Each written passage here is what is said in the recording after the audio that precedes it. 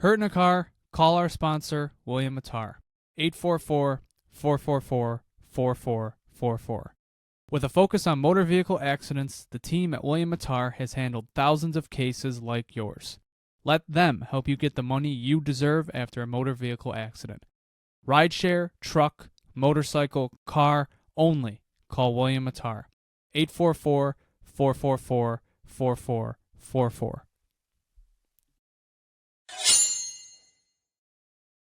Welcome back to another episode of the Sabre Report podcast.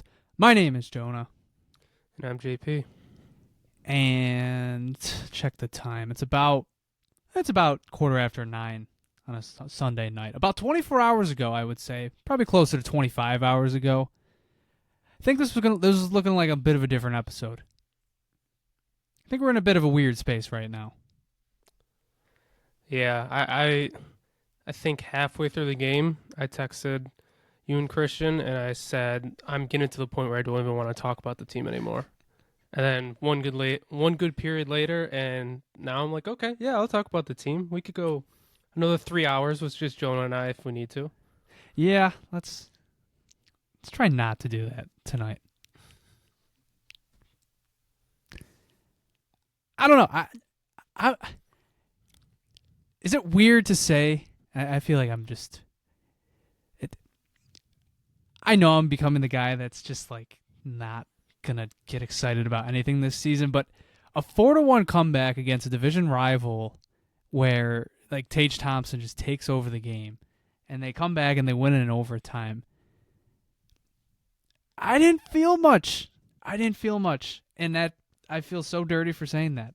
It feels so weird, but I just kind of watched it happen. Yeah, you should feel dirty.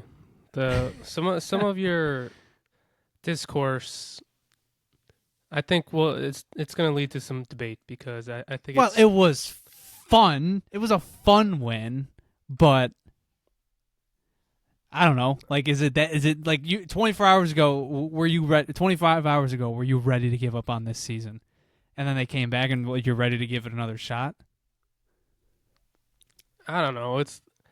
If you look back on the week, like I think Utah was an awful loss. They played 2 good periods, and the third period was just brutal. They honestly played very good against Colorado, especially in the second half of a back-to-back. Like obviously they lost 6-3, but it was a very honorable loss. Like I don't think you could be upset with how they played against the best team in the league. And then the Red Wings, obviously the first 2 periods weren't great, but they had a great third period. And even I think Samuelson said after the game, they just had an FU mentality in the third, and Tage is finally looking good again. Like, who would have guessed that once you put him back at center, he's going to start to look like himself again? I mean, that was his best game of the season. He was good this whole week pretty much. If you combine all 3 of those games, I feel like they played 6 good periods this week. Like, it wasn't. I know we went 1-2, but I don't know. It's an interesting spot for this lineup and for this team because like there's certain things that like I am actually encouraged about, but once we get healthy, stuff is going to change because they're probably going to send some of those guys down. So then it's just going to change up how I feel about this roster, and we're in an interesting situation where I feel like we have all these injuries, but once they come back, we're going to be in an interesting spot, and then I think that will test us even more. I feel like 6 good periods. I feel like it's being a little bit generous. I know they were up 2-0 against Utah, but they had... It was pretty even.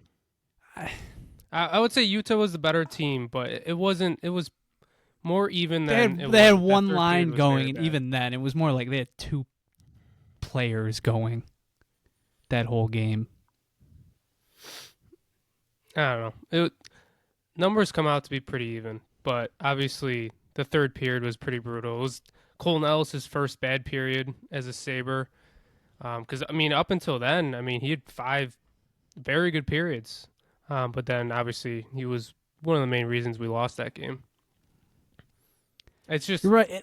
the end result doesn't look good, but I feel decent about how the week actually went. Granted, if they lost the game last night and didn't pull off a comeback, I would feel a lot different, but they did, and you can't ignore that they had a 4-1 comeback against a division rival in the third period. No, I mean it's for like. Listen, the reason that I don't feel anything yet is that they. Well, for starters, that was their second win in their last. Let me count: 1, 2, 3, 4, 5, 6, 7, 8, 9, 10. That was their second win in their last 10 games. They have not won a game in regulation in 11 games. It was October 24th. They might go the whole. They might go a whole month here without a win in regulation, possibly. They have 4 kicks at it. But just in a vacuum, what an incredible win. I mean, the boost of getting Rasmus Dahlin back into the lineup, going down 4-1, feeling like it's a here we go again situation because, here we go again. The game's getting away from them. It's getting ugly. And to claw back into that game to see something happen was that the first game in all 19 games to that point where their star player took over the game this season? I'd probably say so. I'm just looking at their game log here. I can't find another game where you could really say that was the Tage Thompson game. Like that was last night. No doubt. Last night was the Tage Thompson game. Scoring a highlight reel goal, end-to-end highlight reel goal. Yeah, it's one of the few games any of our star players have taken over. I mean, I don't think Tuch has taken over any games. Dahlin maybe like the first game of the season, but he hasn't really taken over any games. Like this is the first Sabres win where our best player won us the game. Yeah, I mean the end-to-end goal, completely just taking control of the play in overtime. He hit a post in the first period. He was just everywhere. Tage Thompson was everywhere. It was everything you wanted to see out of him, and that's what you need. That's what you need. It took 20 games to get there, or 18 games to get there, but there it is. There's the Thompson you've been waiting for, and to come back 4-1. You got Matthias Samuelsson, man. I don't know how long this is going to last, but my God, what a 20-game stretch he has, near 20-game stretch he has put together here. I mean, I think he's leading the team in, I think, WAR right now. He has been statistically their best player, which is absurd. And it's no longer undeserved, really. Now it's just how long can he keep this going? To see him cap off the night with the overtime winner, that feels amazing. Even being out there in overtime, I mean, it was never happened in years past. Who did he take off? Thompson and Dahlin were out there. Yeah, we won't focus on that. We'll just we'll continue along and just say nice play Samuelsson, and I mean you see that and you feel good about that in a vacuum. It's a great win. It's a great team win, something to rally behind, especially as the game went on. They were, bodies were dropping like flies. I mean, Samuelsson was almost one of them. He got caught with a puck in the neck earlier in the third period. It was a great way to cap off the week and a great way to cap off a road trip that was damn near close to worst case scenario. I mean, they were 20 minutes away from dropping 4 straight in regulation, all on the road, and they would have had the they only have 2 more road games the rest of this month, one of which is against a Pittsburgh team playing good hockey and a beatable Minnesota team. But they would have had 2 more chances to win an away game. Otherwise, they would have gone 2 whole months without a single win on the road. Yeah. And they mixed up the lines a bunch last night, too. Finally, probably for the first time since Greenway's come back, Josh Doan, since he's been separated from him, actually had a great game. He took over the second half of that game. So I mean, I think a lot of the players the second half of the game played very good, and it is encouraging. Tuch looks like he's himself. He's getting back to it. Dahlin in a solid game. And what sucks the most, like you mentioned, the injuries. Power and Kesselring, for the first time this year, were put together. That was supposed to be the duo going into the season. They have an incredible first 2 periods, and then Kesselring gets hurt, and Lindy says that it's not looking good. Like, that's out of all Just the good killer. vibes from last night, it's not just even- unbelievable another injury comes out of it. Not even 15 minutes after they get the win of the season, you just stabbed once again with a huge injury. I mean, you got 10 minutes of ice time from Michael Kesselring and Owen Power at 5v5. Just brutal stuff. And I know Kozak got hurt too. I don't know if he played after that, but I know he also went out. So Yeah, it's just unbelievable. it was these late in friggin' the injuries. third when it happened, so you don't know whether or not. Well, it was like all in a row. It was Kesselring, and then I think he was in the second, and then Kozak and Samuelson, I think both got hurt in the same shift or within shifts of each other. It was just unbelievable. Yep. The things they have to sacrifice just for a win. A win in overtime, no less. Their first win in 5 attempts at it. So, yeah, it's something that you hope the team will rally behind if, you do have hope for the rest of the season. And I will say this. If there is a time, this is it, to turn the season around. Are they going to do it? My bet is no. But this is the stretch. All right, you say what you want. It's your first win. It's your second win in 10 games. But a 5-game losing streak did not become a 6-game losing streak, and this is the stretch right here. At least this next week of games. You've got a beatable Edmonton team tomorrow. The league worst Calgary Flames on Wednesday, and then on Friday at home, you're hosting the Chicago Blackhawks. And then next Sunday, you've got the Carolina Hurricanes, but it's at home, so this is it. This is the stretch. If you want to turn around the season, you can get back to 500 by the end of the week. These are all home games, too. Huge, this is the homestand of the season. You have 2 must-wins. Calgary and Chicago are must-wins. And Chicago's like I said, playing very good, though. They're playing good. The numbers and their Spencer Knight's the best goaltender in the league. Yeah, they're getting the shooting percentage is a bit inflated. I think I don't know. I can pull up right now. I know among the advanced stats will say they're probably due some regression. Are they playing good? Yeah, they're playing good. But I think if you want to turn around the season, that's the team you have to beat.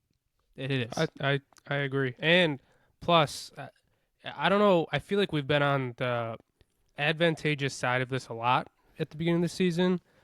But we face both Calgary, I believe. I have this in my notes. It's Calgary and Chicago. I believe we both face them on a second half of a back-to-back. Yeah. So, there's Calgary game, literally no excuse. If you don't win that game in regulation, we that's a did game say where that you earlier in blow the it week. up. We did say that earlier in the week. We did say that, but that one would be bad. And then Chicago, a young team on a second half of a back-to-back. This is absolutely a homestand where you got to turn everything around. Mm-hmm. Yeah, Chicago currently is sitting at 28th in expected goals percentage, 45.56% at 5v5. So at 5v5, you're the better team. They're riding a hot power play, but you've got the best penalty kill in hockey right now. So even though they're playing good hockey, that's a must-win. So listen, you want me to buy back in on the team, and it's not even that I'm not bought out on the team. I've said when this team's fully healthy, I think they are a playoff team. I do. If they want to get to that point, you can't wait around. Now you're back to the point where you're kind of healthy-ish. Healthy enough where, the Utah game, they scored 5 straight on you. JJ Peterka had a 3-point third period, I think, at least a 2-point third period. And the Colorado game, you fought back and then immediately gave the win back to them. And I didn't really feel any frustration out of those because, I mean, your second line center was Tyson Kozak in those games. And even then, it's either that or, Noah Ostlund, Isak Rosen, and Jack Quinn was your second line, which they're playing great, but it's like they shouldn't be that. Now you're back to the point where, I guess the forward lineup hasn't changed that much, but Dahlin's back in the lineup. Like, that's a huge boost back, and now Tage Thompson is maybe woken back up. Yes, you've got the Kesselring thing. Kulik, I don't know if we'll see him again this season. Zucker hasn't eaten solid food in 2 weeks. But, like, now it's to the point where you can win these games.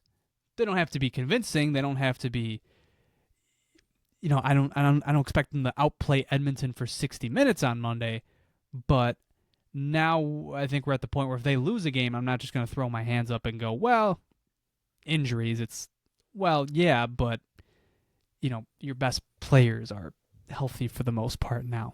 So, this is the week. Like I said, this is the week. You say that, though, but we only got back Dahlin. I mean, Benson's We only got back Kessering's now hurt. But we didn't get any more healthier. Well, we got less healthy, actually. Because Dahlin wasn't an injury. I know what you're getting at with that, but... Well, that, and I'm really also... didn't get healthier. Yeah, getting Dahlin back is, I think, if Tage Thompson, Rasmus Dahlin, Alex Tuch, Owen Power, I think if all those guys are healthy, like, you don't have an excuse to not, of these next 3 or 4 games to win some games. I'm not saying they're favored. I'm just saying, like the team they ice tomorrow night, even without Kesselring in it, is much better than the team they iced against Utah or Colorado, just based on the fact Rasmus Dahlin is going to play 25 minutes. No doubt. Plus, Lindy Ruff said before the road trip that Zach Benson might have been available to them, so I would assume we might see him this week. I mean, we didn't really get him skating with the team at all, but, that was something he said before they left on this road trip, and that was already a week ago, so you would assume he's somewhat close. I don't know. This feels like this is the point where, like, you are going to sink or swim here because you either rattle off a few wins, win, even if you win 2 or 4. I don't know. I still feel like they don't have, like, a gauntlet after this. You've got Edmonton, Calgary, Chicago, Carolina. You got a Pittsburgh team that's playing well, a New Jersey team that's been dynamite, but it's also without Jack Hughes. Minnesota hasn't been good. Then you got Winnipeg, Philadelphia, Winnipeg, Calgary. Like, we'll know by the end of December what this team is. I mean, now that I'm scrolling down their schedule, it's a light month. It's a really light month. 2 games against Winnipeg, Philadelphia, Calgary again, Edmonton, Vancouver, Seattle, Philadelphia again, the Islanders, New Jersey, Ottawa, St. Louis again. Yeah. I mean, obviously we're going to talk about it as the month rolls along here, but, I think this homestand will be big, and then I think just looking bigger picture, December, you'll know what this team is by the end of that month. Yeah, and I mean they're last in their conference right now, but they're 6 points out of a playoff spot. You string a few wins together, you're right back in it. Like, even our division, we're 8 points out of the division with the Bruins, and they have 2 more games played than us. So, not that I'm saying we're gonna get back there right away, but you start stringing along some wins, and you'll be back in the race. I mean, we're definitely not out of it. We have 2 games in hand on some teams, so we just gotta. We had a bad 10-game stretch, 2 bad losing streaks pretty much. You put together a few winning streaks and you're right back in it. So hopefully that game last night gives them some energy and they could build off that and they could actually string a few wins together, especially with this homestand. And if you're saying they have a light December, then they got to get themselves back in it. I mean, we're just about at the Thanksgiving benchmark that we always have, and yeah. Right now, I don't. 5 games away from Thanksgiving, we're bottom of our conference. Yeah, isn't even. They're 6 points out. I mean, they'd have to win. Probably, they would have to win all 4. They'd probably have to win 4 of these next 5 games to even have a chance at a playoff spot before that benchmark. I don't know. They're not going to be a part of that. Yeah, I'm not saying they'll be in a playoff spot, but that is always usually a benchmark. That's 2 months into the season. At least, be back in the race, hopefully, in the next week. Win 3 of 4 this homestand, and I'm not sure who they play the Wednesday before Thanksgiving, but you gotta at least win 3 of 4.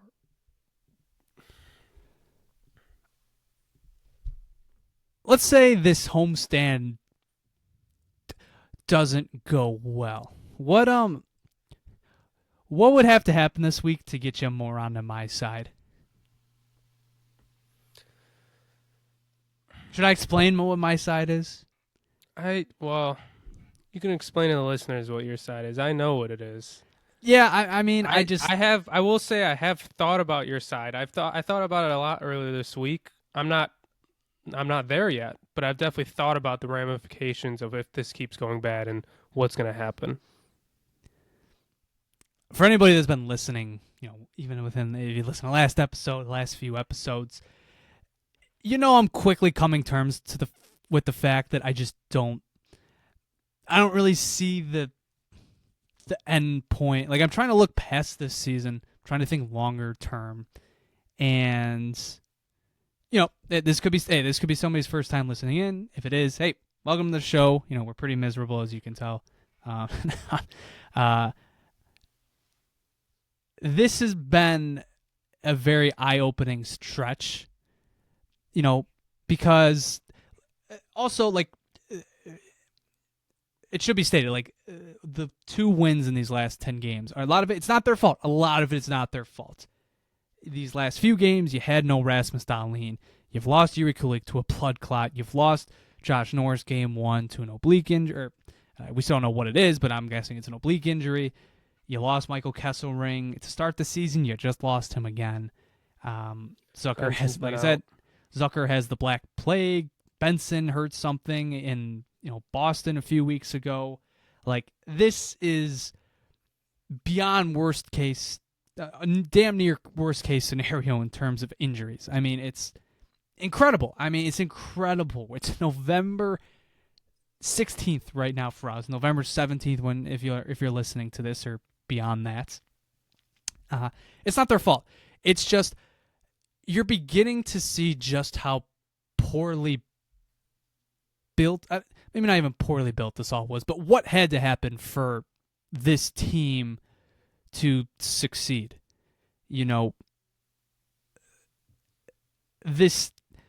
Everything had to go right for them to maybe be a playoff team. Everybody had to be healthy for them to maybe be a playoff team. And we're going to keep saying that until, how many times do you think you're going to hear over the next, I guess, because the perspective and how people approach the season could change a lot. It changes day by day, just based on how they're playing that night. But, like, if people believe in this playoff race as still being a possibility, how many times are you going to hear over the next 2 to 3 months, just until they get healthy, just got to get healthy, and then, then we go. You'll hear it a lot from the playoff optimists. And I think for me, I just think they're 6-8-4, which isn't too big of a hole to climb out of. But I just don't think they're going to be to climb out of that. And listen, anything that ends in a playoff miss this year just mean, like, we're in a blow it up situation. It's not Terry, Kevin Adams on his last year of his contract, Lindy Ruff last year of his contract, a large part of the organization last year of their contract.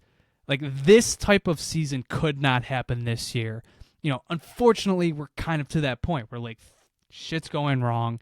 Everything they wanted to happen is not happening. I doubt,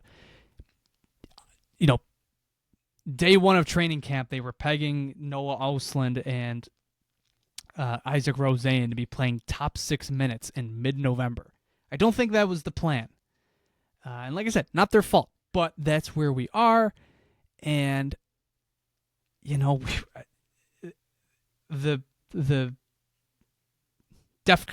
I wish Christian was here because he would correct me. Is it DEFCON 1? Is that the worst one?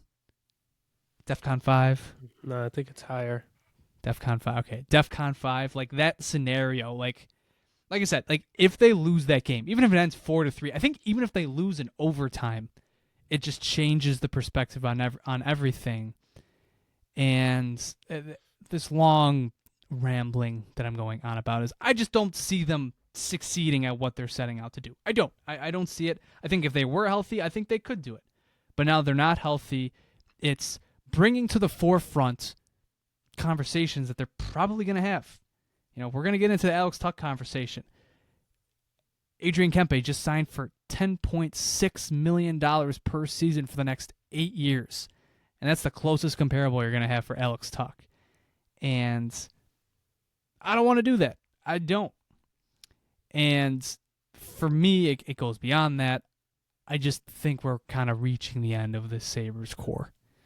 And I know it's not fun to have that conversation after having maybe the most fun Sabres win since,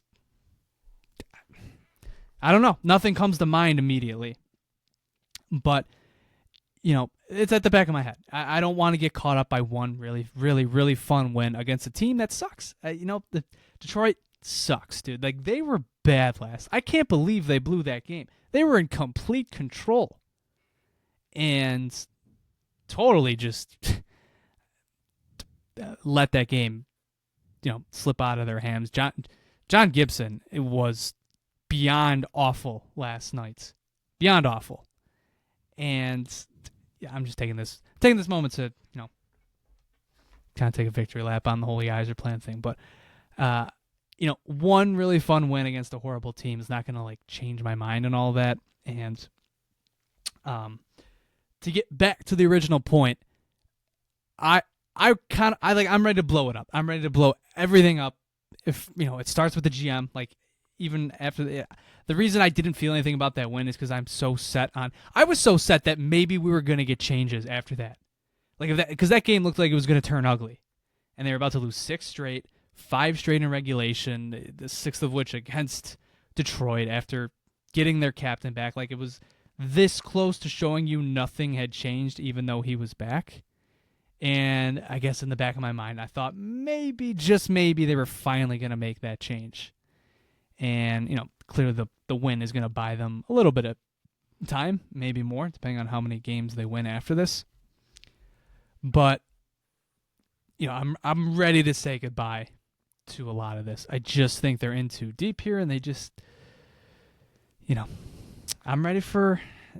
I've been joking, I got one more rebuild in me. Let's do this. What's another rebuild? What's another one? What's another? It's more of a retool, but rebuild gets more of a reaction.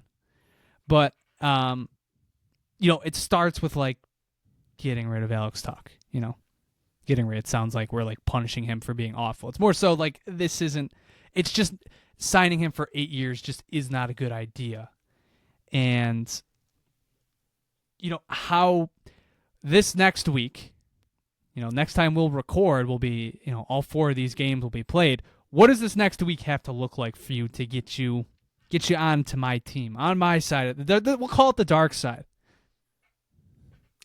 If they lose to Calgary, that just might be my turning point. They are awful, but I think if they go 1-3, I'll say if they go 1-3, I'll definitely start maybe leaning towards that, depending on how the games look. I'm not going to the dark side for some time. We're barely 20% of this into the season. We still have we've played 18 games.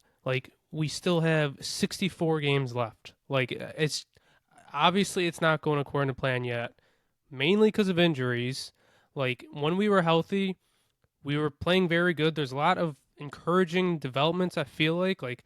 First of all, if Tage can get back to form and he could play like a star, that's automatically going to make the team play so much better because he was pretty awful for the first 16 games of the season. So if he starts playing good, that's only going to do better for the team. Tuch started to look better, especially being on Tage's wing, and they've gotten their chemistry back. We all know how Josh Doan has been this season. Ostlund and Rosén have been, I think, awesome during this stretch. We haven't seen Dahlin play his best hockey yet, and maybe he finally will with him going back home and maybe clearing his head a little. I think there's still better things to come, and that's not even mentioning when we're going to get back some guys from injury, including Benson, who we have gravely missed, Zucker. I'm going to throw Josh Norris in there. Like, I'm not done with this team yet because I do feel like this team is different than teams in years past. It's just the injuries have really, really screwed us the past few weeks. And, I mean, I know they've lost 8 of their last 10.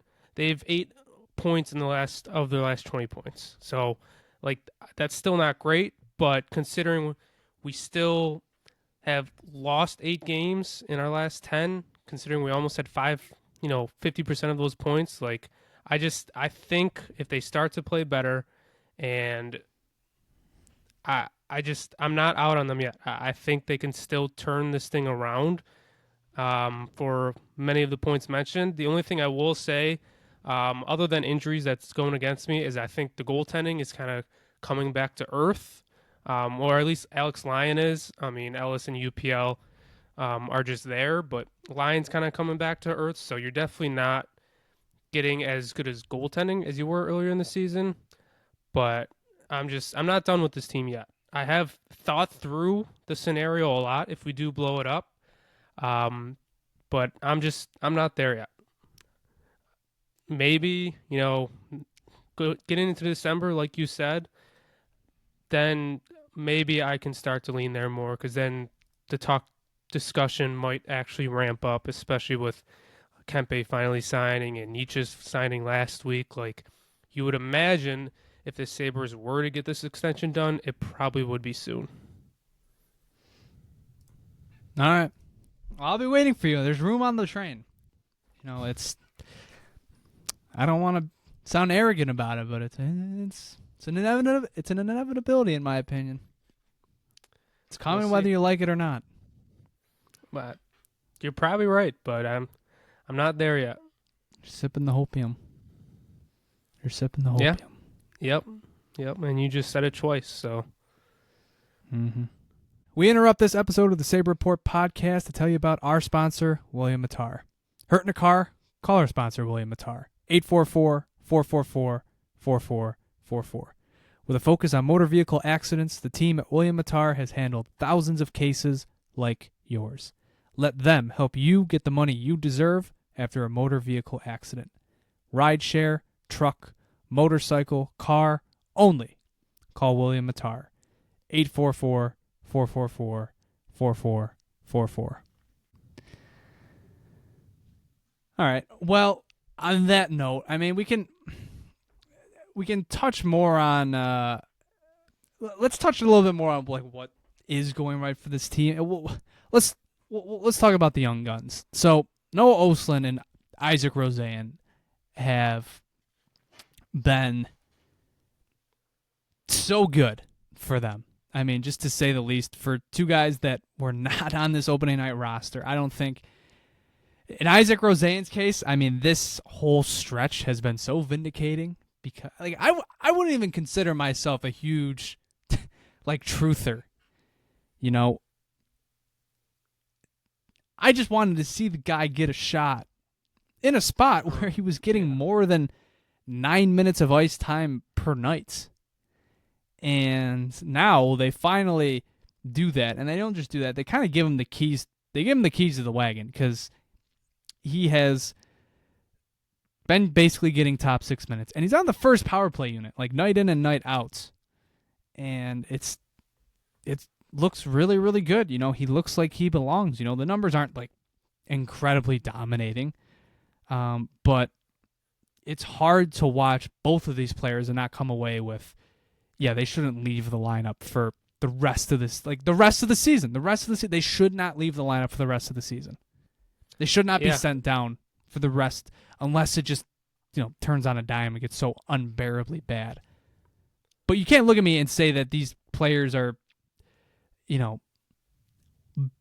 worse than what Jordan Greenway or Peyton Krebs or even, I love the guy, but like Tyson Kozak on a night-to-night basis are giving you.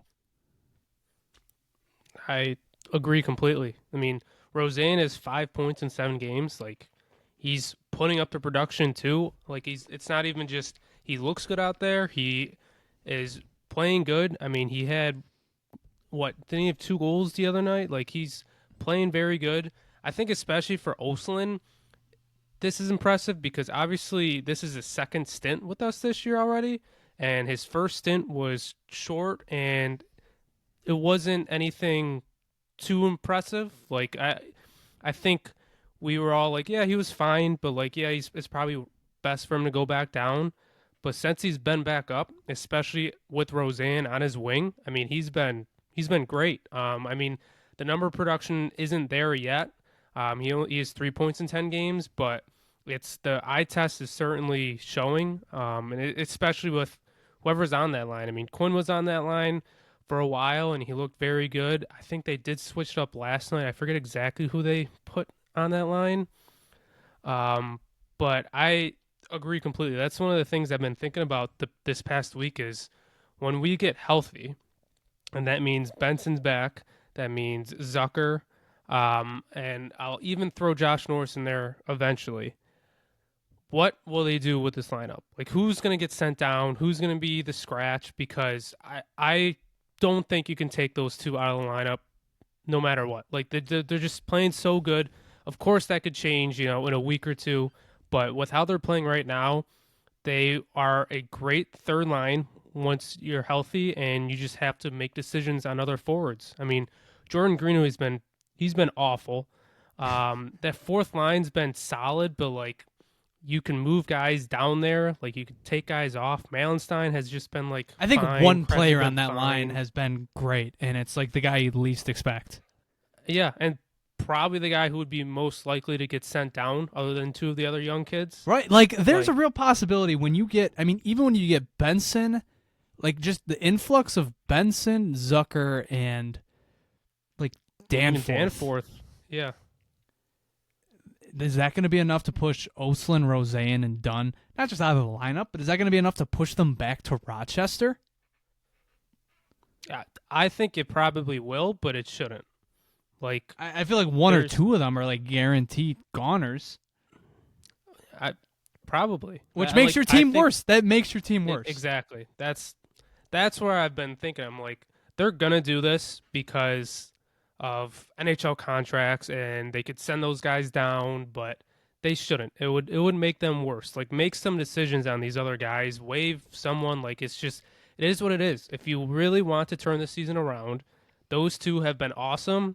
They've been your most consistent line since they've been up.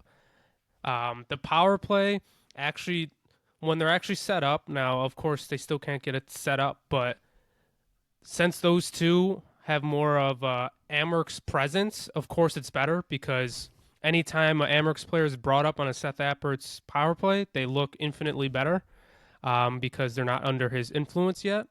So they would be definitely worse off without those 2. You have to make decisions on some of these other players instead of sending them down. I mean, you bring up the power play.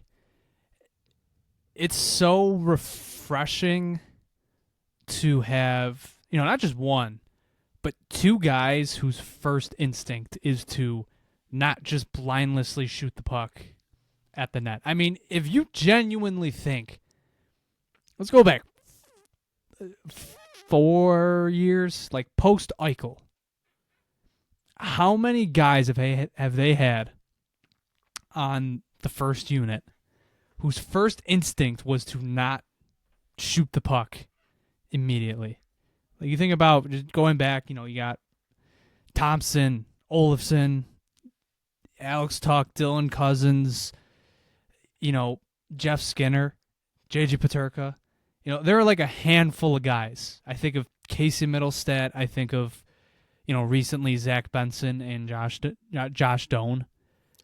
Like, that's kind of it. Unless somebody's kind of slipping through my mind right now. The only guy I would throw in there is Krebs, because we were kind of Krebs truthers about the power play. That was but obviously back then. Like out. back then, I was a big keep him on the first unit guy, and I think we're kind of past that point. He is just what he is at this point in his career. But that's another example. Other than that, and you can throw Josh Norris was a guy they were pegging to be on the first unit this year. Like, Tage Thompson's first instinct when he gets the puck on the power play, what do you think it is? Shoot the puck. Okay, even like Dylan Cousins, I think was always, he was there to shoot even if he was passing the puck, he didn't really want to. We know what Jeff Skinner did. I think even Alex Tuch's a good passer. When he got the puck, was it his first instinct, really? Maybe just because he's the net front guy, but, Jeff Skinner, same thing, was always going to rip the puck. And even Rasmus Dahlin, the quarterback of the power play, is a volume shooter. And Noah Ostlund and Isak Rosen, I can count on, I might only need one hand to say the amount of times they have taken the puck immediately off of a pass and gone in for a shot. They're always looking for someone else. Well, and Rosén has taken some one-timers too. So It's not like he's just sitting there with it. It's like if he's going to shoot, it's because he's open and he's taking that shot. Yeah, it's a dual threat situation. And I think the Thompson goal against Colorado is a perfect example. It's a pass that I don't think a lot of guys would be looking for. And Rosén, the easier option was to maybe shoot the puck there. And I think it was towards the end of the power play. And he opened up a lane on his own and found Thompson in his wheelhouse. I mean, it's that type of stuff. It's been so refreshing. These are two guys that have been, at the core of their play style. Like, yes, they are playmakers, but they've kind of been coached through that. I think, Rosén became more of a trigger man last year, but no Ostlund through these past 2 years, and even going back to like the Ovechkin, he's a pass first guy. He's a guy that sets up the other players, and it hasn't totally resulted in the power play, outbreak you've been wanting to see, but I thought it looked pretty good against Detroit last night. Like, they had some good shifts. Like, it wasn't a complete abomination. They still went, I think, 0 for 4 and had multiple instances to actually win the game in regulation and didn't. But it looks less of a mess when those guys are out there. Now, you still got your normal issues, lack of familiarity, no set plays, but you've got two guys that aren't completely, just jamming the puck into the net whenever they can. And, you had that with Benson and Doan, but Benson went out with injury, and Josh Doan was taken off the top unit. Yeah, the eye test, I think, confirms that, at least when they're actually in the zone. And I don't think it's crazy to say, especially if Rosén stays on, he stays on the Sabres for extended period of time. Like, he's probably the best power play player we've had in a while. I mean, obviously, Tage is great when he gets his one-timer, but other than that, like, other than actually shooting the puck, like, I don't think he's anything crazy. Like, he's just kind of there for a shot. Like, I've expressed my concerns of Dahlin as the quarterback. I just think Rosén is very good on the power play, and we knew that coming up this year. I mean, a lot of his points with the Emergence this year were on the power play, and that's obviously something we need. So I'm glad they put him back on that top unit, because they did take him off for a game or two, and it's looked good. So I hope it starts to translate to some more goals and some success. But it's definitely good. I will say the only thing about having Ostlund on the power play, he's very creative.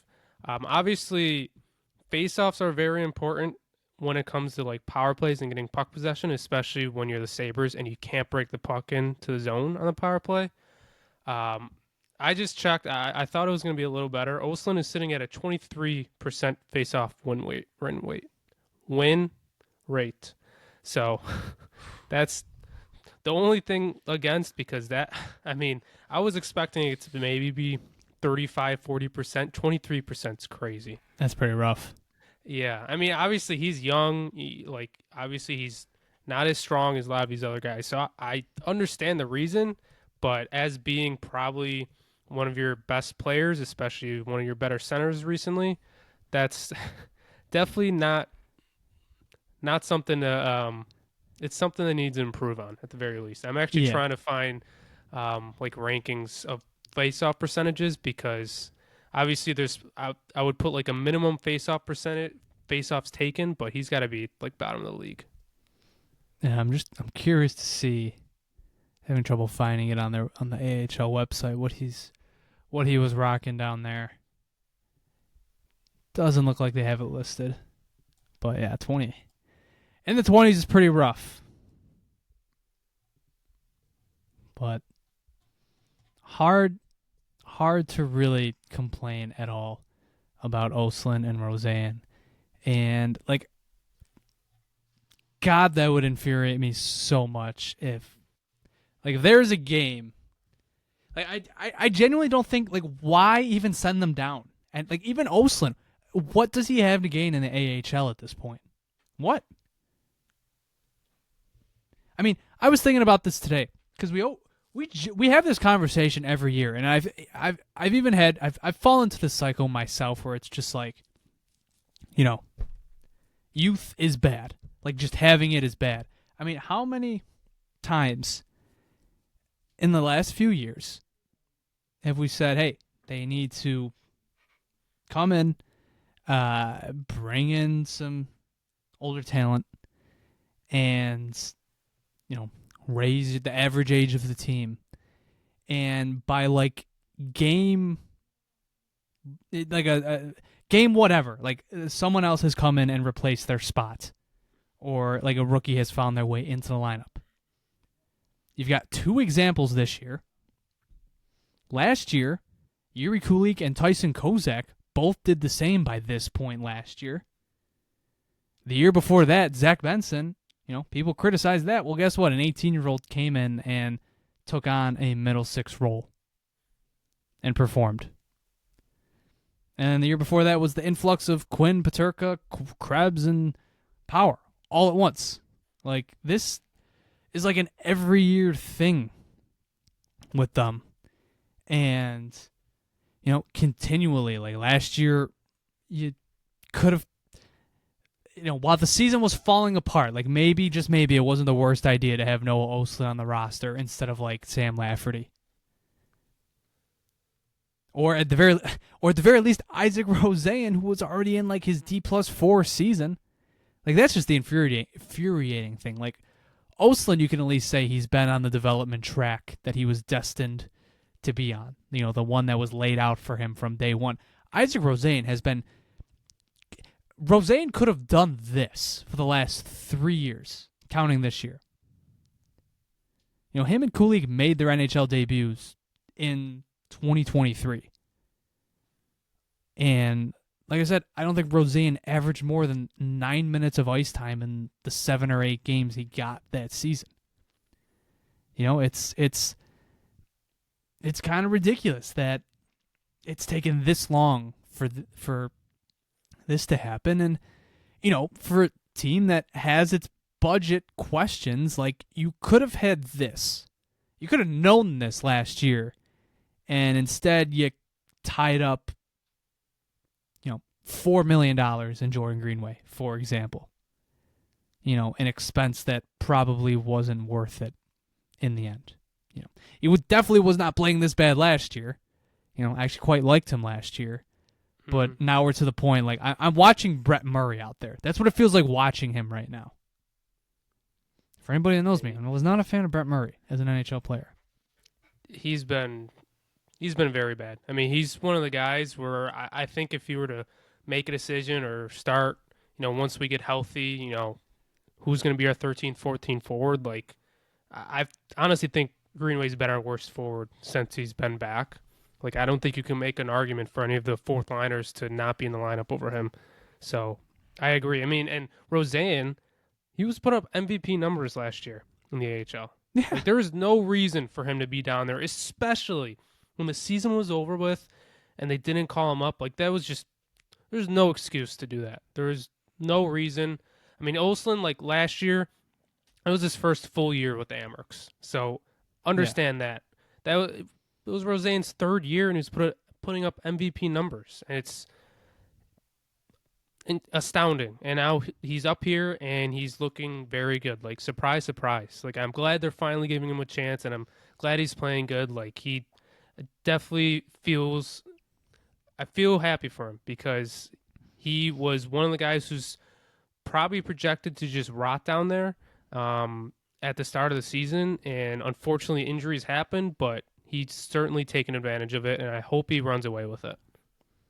I think it's a lesson that, like, if this season does get ugly, like truly ugly, or at least let's say February comes around and they are waving the white flag, like Alex Tuch is dealt, and maybe other pieces, plural, or I don't know, like another roster player. Like, this is your lesson that from the trade deadline, I think, till the end of the season, like Consta should be on this roster. I think, like, he should be getting his first extended look in the lineup.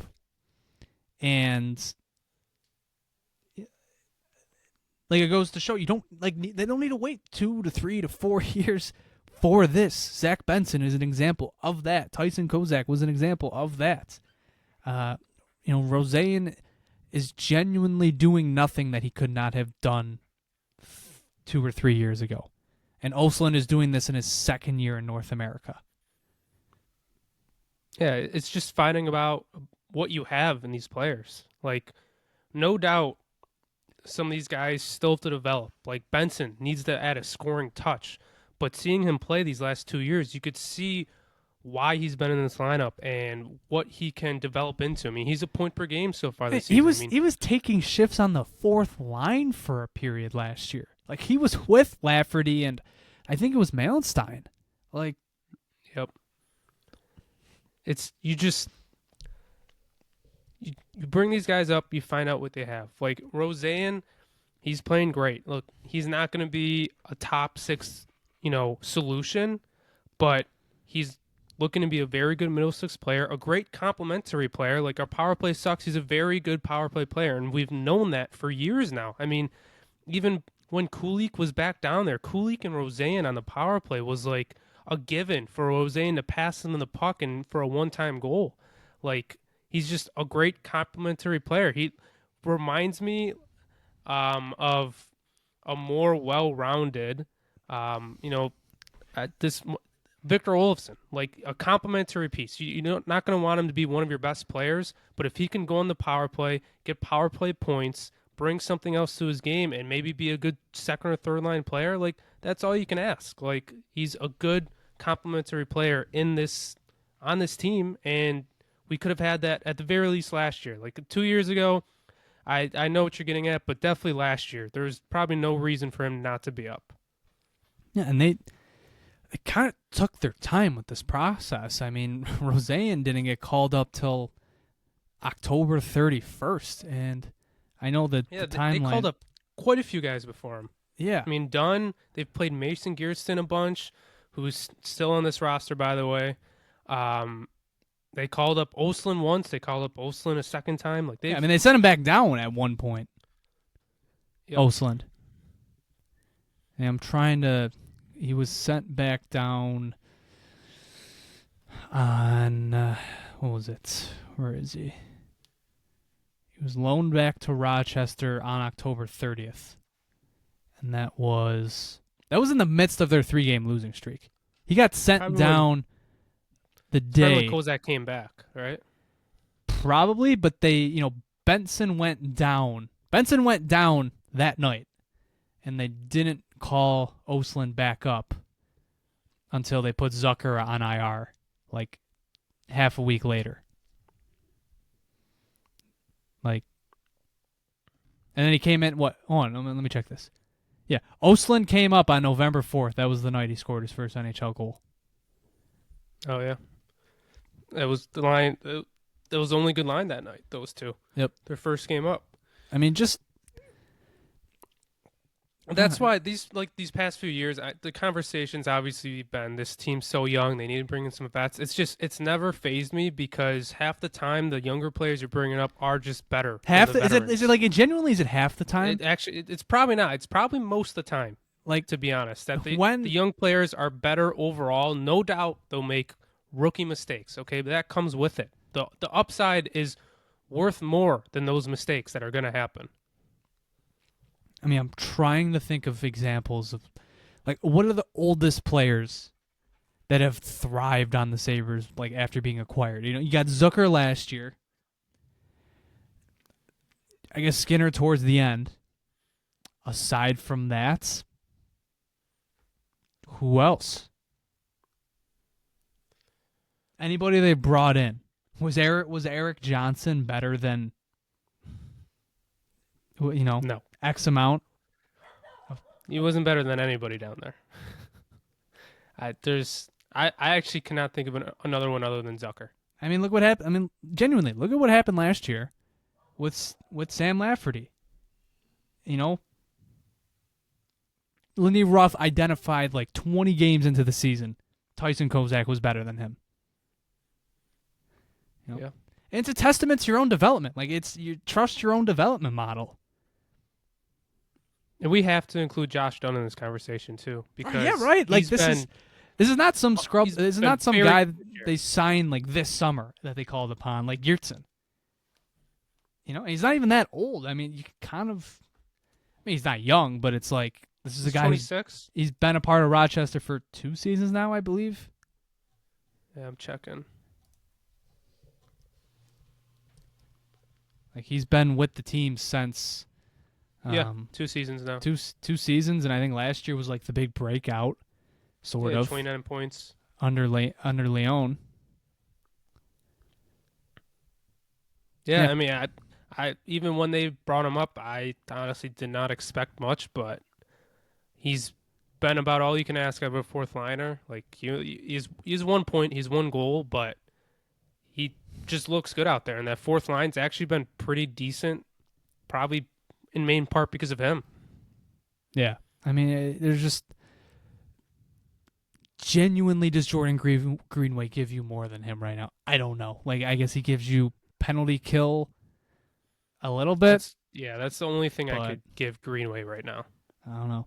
Ryan McLeod held Greenway off the ice last night, and he tied the game. So good. He's perfect in more ways than one, man. He just knows ball. He knows puck. He had an instinct. Lindy was about to throw Greenway over the boards. McLeod, it's like the opposite of Adam Mayer before the Ottawa brawl. He's like, no, I'm going. And he went and tied the game.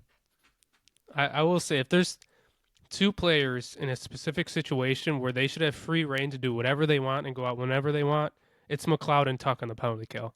Like, if they have a minute and a half shift and they have a 20-second break and they say they're good, put them back out there. Don't care. They could do whatever they want on the penalty kill. They are very fun. So when we, for me, it's like, especially like my mindset, obviously, as I have alluded to, is like, I'm just thinking about the future. Like, I know how this season's going to end in my mind. And for me, it's like Hellenius should be up like the second half of the season to get him that first extended look, especially like if Tuch goes, and you know, it depends on what they get back. But let's say they get somebody who is still developing in the AHL. Like, your right wing replacement should be Konsta Hellenius in my mind. And the rest of the season from that point onwards should be transitioning into the next era of the franchise. You know, the next crop of youth finally getting their shot. Your Bensons, your Doans.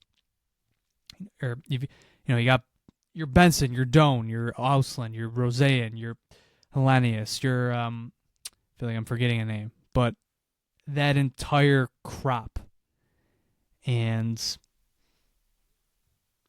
just reaping the benefits because these players are good. You drafted players with high pedigrees. They've developed what prospect has had stunted development that they've selected in the first round? I don't think they've had one yet.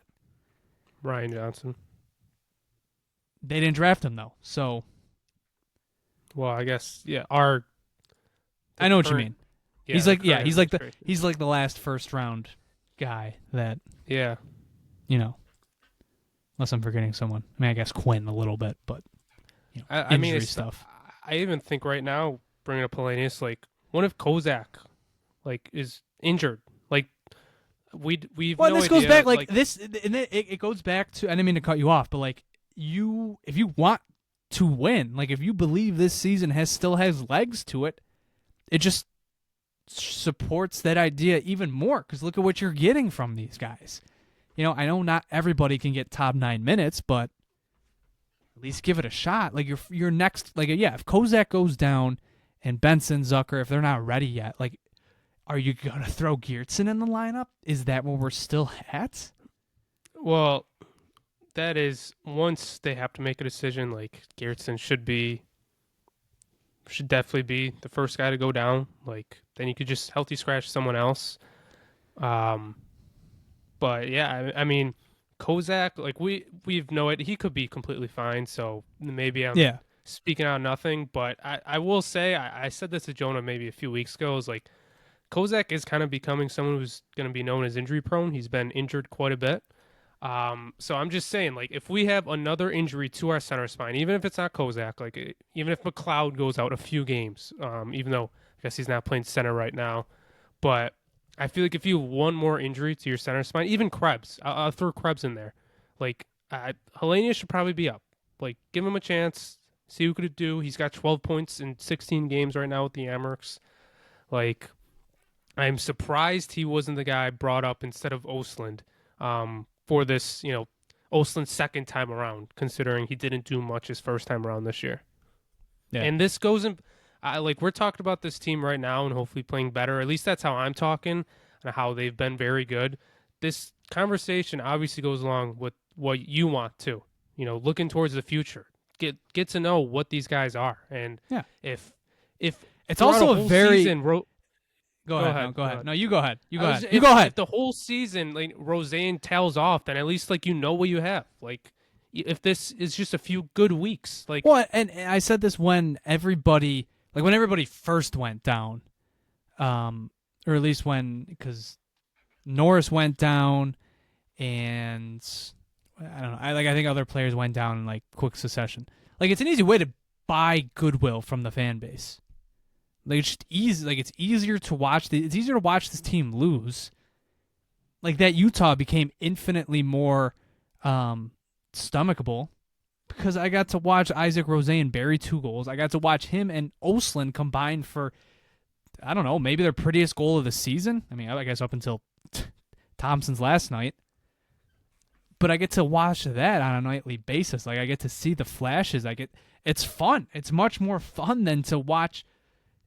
Like I said, I love the guy, but it's better to watch that than Tyson Kozak and Jordan Greenway on your second line going up against Nathan McKinnon.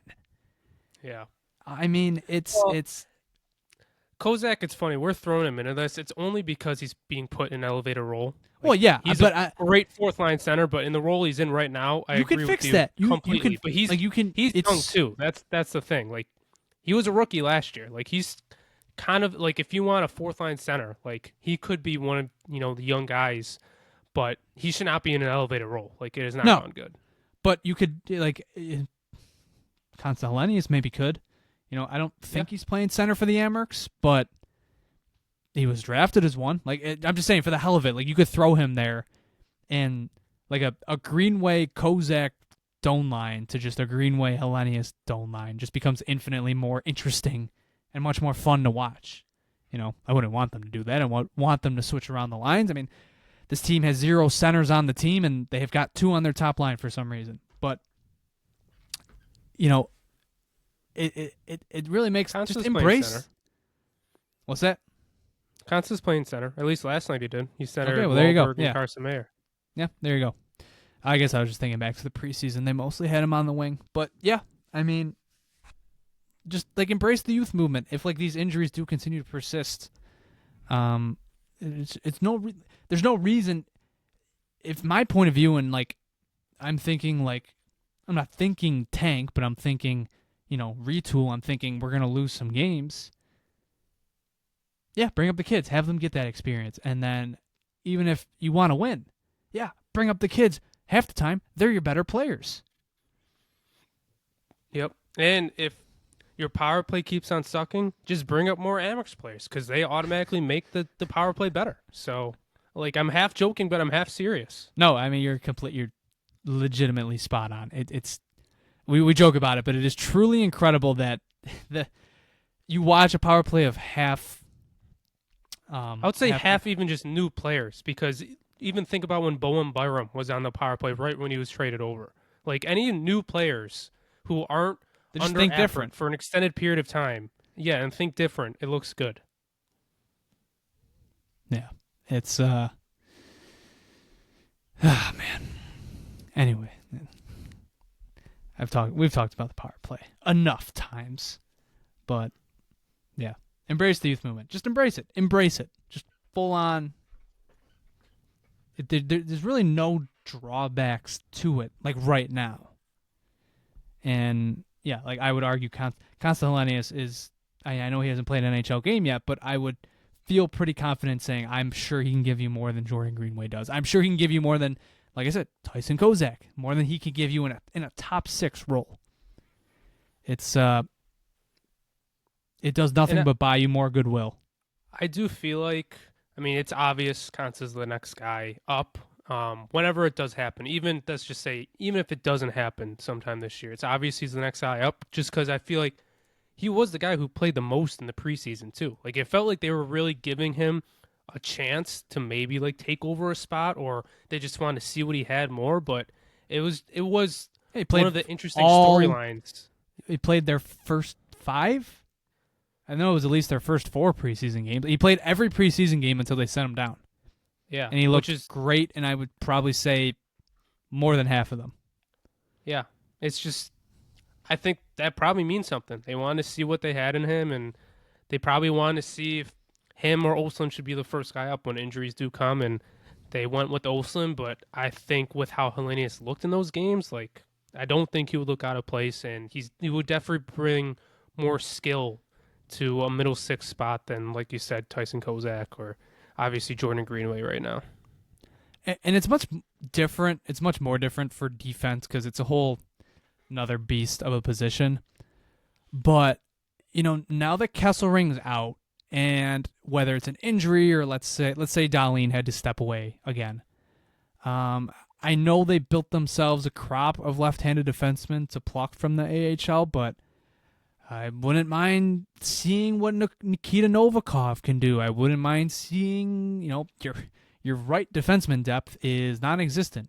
It's, now that Kesselring is probably going to be out long term. This is really going to show you. I was looking at the numbers the other day. Jacob Bernard Docker's one of the Wings' better players in WAR. He's a positive WAR player. It's going to show you how bad of a decision that was because your right side depth is going to be tested. Most nights, you're probably just going to have 5 left-hand defensemen in the lineup, which is just not ideal. I wouldn't mind seeing. It was nice to see. Hey, can Metsa hang in an NHL role? The answer is, probably not. I wouldn't mind seeing what Komarov can maybe do here. Give him just a quick little look, see what he can do. And yeah, like I said, getting Nikita Novikov a game, I don't think would hurt, or giving him a stint. Like I said, completely different beast of a position, and they're not exactly your most highly touted prospects compared to the crop of forwards, but it doesn't Colten Ellis, I think, could win you games, and I don't think he himself would really lose you games. Komarov, Novikov, if they're not ready, we saw with Metsä. Metsä was kind of getting close to losing you games, just because every time the the opposing team was able to score, oftentimes you would see him out there. Funny stat. I was just checking this. Coincidentally, he's actually tied for the team lead in plus minus, which obviously was pretty brutal, but he's a +3. And the only Who's that? Is that a Novikov stat? Metsä. No, I was Zach going to Metsä. say Metsä. With the Novikov? Sabres. Oh, it's really? No, I'm on the saying, Sabres. Yeah, Wow. He's tied for the team lead in plus minus, which I agreed. Metsä did not look good in, other than his first game. Well, he it didn't felt look that good, way. But I'm I not was very saying- surprised by that. I'm not saying every time you looked up. It felt like, a few times. Like he got benched a few games. Ruff benched him. Yeah, in games they were chasing. I was surprised when I with the saw lead. that. Yeah. And he's tied with Zach Benson, by the way. Of course. King. But we did already see our answer and who the next defenseman is going to be called up. Now, like you said, it's another left-handed defenseman, so maybe since Kesselring is a right-handed defenseman, that will change their mind. But Zach Jones was called up this week with Dahlin out. He didn't play any games because Bryson just played. And he went back. Yeah, now he's back. But it's probably going to be Zach Jones. I mean, it's funny. Like, Zach Jones is leading the Emergence in points right now. He's 13 points in 12 games. Rosén is still tied for second. Like, he was obviously playing great, but he has more points than Constant Helenius in 4 less games, Zach Jones. So he's probably going to be the next guy out. Yeah. But he's probably not going to play because they'll just play Bryson and Jacob Bryson. Kind of like forgotten he's played these last few games. Yeah. Kind of getting sick of watching that guy play. I don't even know if it's I'm getting sick. I just forget he's out there, which is probably a good thing. Yeah. But yeah. Funny. All right, should we touch on the goaltending really quickly? It's a circus of a rotation, so it's going to be a very week to week thing. Before, I want to mention one other thing about the players. Timmins and Byram did not look good. The other two pairs looked very good, but those two looked pretty rough. Yeah, I've been noticing there's moments in a game where Connor Timmins has a what are you doing? Oh shit, what was that moment? Yes. And that's if you ask Toronto media, that's kind of how he lost favor. Just gonna say that. Yeah. I remember doing my minimal research on this guy, and Toronto fans were saying, yeah, he just makes so many stupid decisions. Yeah, and it's I've always had that in the back of my mind, even though he's looked very good, other than probably this past week. But I'm starting to see where that comes in because, I mean that pass last night to the middle of the ice was I know insane. The guy was open. It was just a really bad pass, and it was right to Ben Sherratt, who got it to Kane, who made no mistake. Him and Byram are similar players in that regard, where they make bad mistakes, and it didn't go the greatest. And luckily, you probably won't see it because I'm assuming they'll probably just move Timmins back up to the top 4. So I do want to give, because I know Bowen Byram takes a beating from us in particular, and a lot of other people online, but he made that overtime goal before it even happened. Who did he outrace? Was it Sandin Pellikka? He was the first guy onto the puck. He outbattled someone, got the puck, brought it back out of the zone, gave it to Dahlin, went for the change. I think that's who Samuelsson stepped on the ice for. And, Thompson went in, set up, and they scored. That was all him. Phenomenal hustle play by Byram. He helped get them that extra point. So, wanted to point that out while we were criticizing him. We criticize him a lot. It's more just because decisions. He's always putting out the maximum effort. I mean, he outmuscled quote unquote Nathan McKinnon the other night, and Nathan McKinnon had a little hissy fit. It did kind of look like you could see why McKinnon was mad. It was a slew foot. I don't know. It was an intentional slew foot. It wasn't like a got outmaneuvered. It was a bit of it was like a slew. It wasn't like a sweep. I don't think it was worth the 180-degree stick to the. I mean, we saw somebody get slashed in the face in some junior league the other day. McKinnon was pretty close to doing that. I don't know if that collision warranted that type of reaction, but yeah. always a high intensity guy. You can never call him a lazy player. All right, on to the goaltending. So we saw every goalie this week. We only saw about, I think, 10 minutes of, not even, like 5 minutes of Alex Lyon. I was going to say, I think it was 4 or 5 minutes. Yeah, the game, and, well, I guess we can start with the Utah game. Like we said, Colten Ellis had a great first 2 periods. Things kind of fell apart in the third. Now, did the Sabres step off the gas pedal? Absolutely. But the first goal, Peterka, yes, was alone in the slot. He just kind of got beat. The second goal, he got caught low. I mean, they scored that from below the goal line. And that was the game right there. But overall, really encouraging performance for somebody that hadn't started in, when was the Red Wings game? That was like mid-October. I think he went damn near a month between starts. October 22nd to November 15th. So 3 weeks, essentially. November 12th. But yeah. Oh, yeah. I was looking at last night's game, right? So, like, about 3 weeks between starts. And he gave you a chance to win, Like I said, I think you're kind of, as you see more of him, you're starting to see some of the flaws. I think he gets very small. He's very athletic, and he's very quick. He's kind of Levi-esque, but he likes to play small at points too. And which is who was it? Was it UPL's Kraus? Was main it issue, Kraus that roofed the puck on that goal, or was it McBain? Yeah, I think it was Kraus. Yeah. Kraus caught him kind of leaning low on that goal. But no complaints there. Then we get into the Colorado game where, Lyon doesn't even make it through the first 10 minutes of the game. The Sabres allow a breakaway within the first minute to, Martin H. is not going to blame him for that one. The second goal, Connor Timmins gets out muscled, but it's not the cleanest. It was a rebound that got kind of powered past him. Maybe you want to save there. I don't think the polling was, oh my God, Lyon looks awful tonight. It was definitely more to send a message to a team that looked dead on arrival. Yeah, I think Lindy even made a gesture to Lyon implying that too. Yeah. It wasn't really on him. Mm-hmm. So that was all that we saw of Lyon. And then Luukkonen comes to the game and played really well. Coming in, he played really well. The third goal, I'm trying to jog my memory, was, I know it was in that first period. Oh, what was the sequence? Did you just get beat clean? I think it was. Maybe, I don't know. Colorado took the lead, went up 3-1.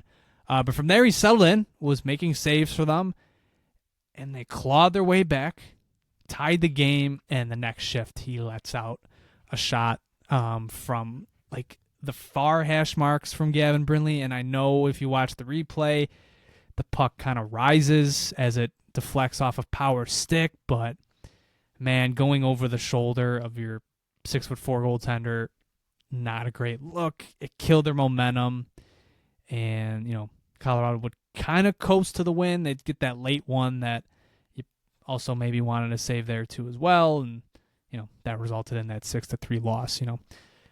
Kind of your typical Luukkonen start. Had your good stretches, and then the goals maybe you wanted 1 or 2 back. Not a lot to draw from that one. But then we get to last night where Ellis, how do you want to describe this start? I don't really know how to look at this start because he finished in the negatives. I know I was looking at it at the start of this episode. I think he finished a goal under expected. Mm-hmm. He didn't play good. He didn't really steal them.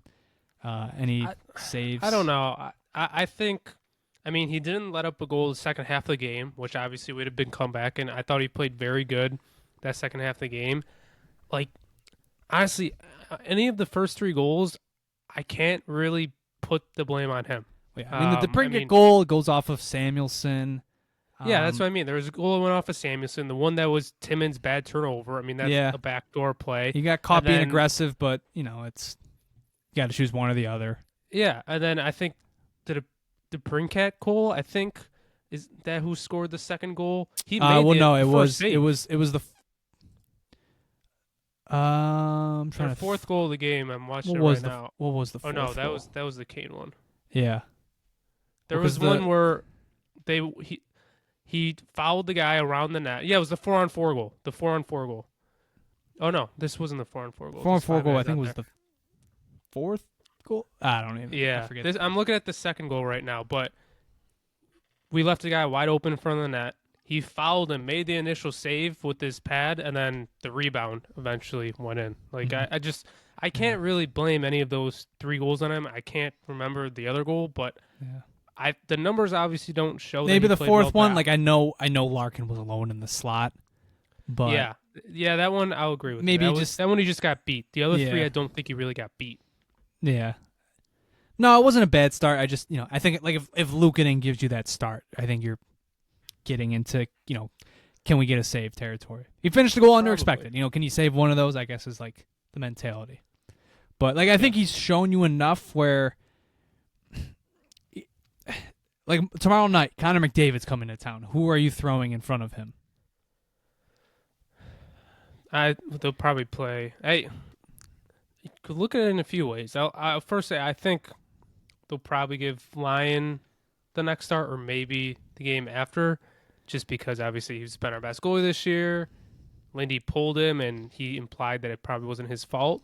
But if I'll go down the Christian route of thinking right now, if you're gonna trade UPL somewhere, it might be to Edmonton. Oh, that's a So good maybe point. you Oh, I wanna didn't give think him a about tryout. that. I didn't think about that. So there's also that. I did not think But about that. I would probably lean Lyon, even though UPL did probably play better than he obviously played better than Lyon that night. Yeah, I don't know. I mean, yeah, did Lyon even make a save that night? I think it was like 2 goals on 3 shots. Yeah. Yeah, it'll be interesting to see who they go to tomorrow. I'm probably now because I'm in that mindset of I want to see what the unknowns can do. Like I want to see, like I kind of want to give Ellis like this week as like his starter tryout, see if he can run with it. Tomorrow would be a very good test for him. I think it would be too Against McDavid I think they and should. Draisaitl. Who do they face a former Lion team this week? No, they don't. I don't know. I probably I would give Ellis the start, and if he plays if he wins them the game, give him Wednesday too. I don't know. I guess I would kind of use. I think he had the best week of the 3, so I would kind of reward him for that. Give him the big matchup. Certainly not opposed to that. See if he can get into him playing more. Yeah, I do think you'll see all 3 of them this week. We have 4 games. I feel like you're going to see all 3. I don't know because they're kind of in do or die territory. Well, I agree, but even though I think Ellis had the best week, no one's really taken over the crease. I'll put it that way. Well, that's for sure. Unless, maybe whoever plays tomorrow night plays incredible, but no one's really taken over.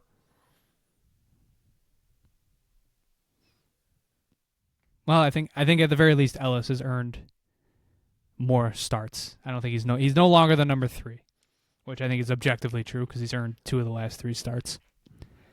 Agreed. All right. I think that's basically it. Is there anything we really want to touch on team-wise? I mean, man, that Kesselring injury just sucks, man. It just sucks so much. You get one game, not 2 periods of him and Owen Power together, and it looks great. It wasn't like earth-shattering, but they look great. Like you had a top 4. Somebody put out the stat. Where was it?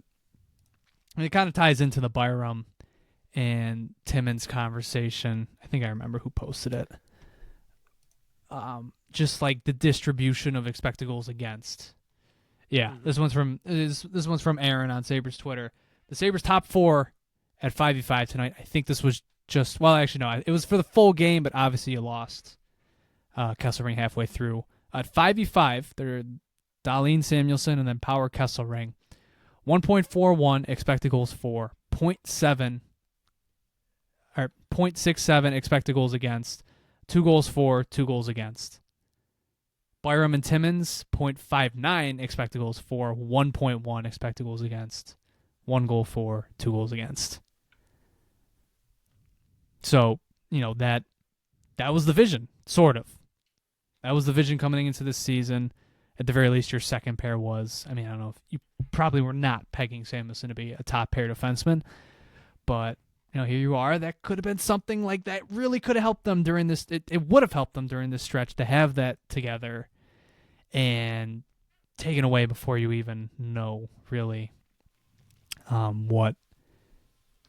what it was going to look like over a larger sample size. It also sucks just because if this is like a 3 to 4 month injury, or even like 2, like if he's done until like the spring, it's gonna be interesting to see where they go with like contract negotiations.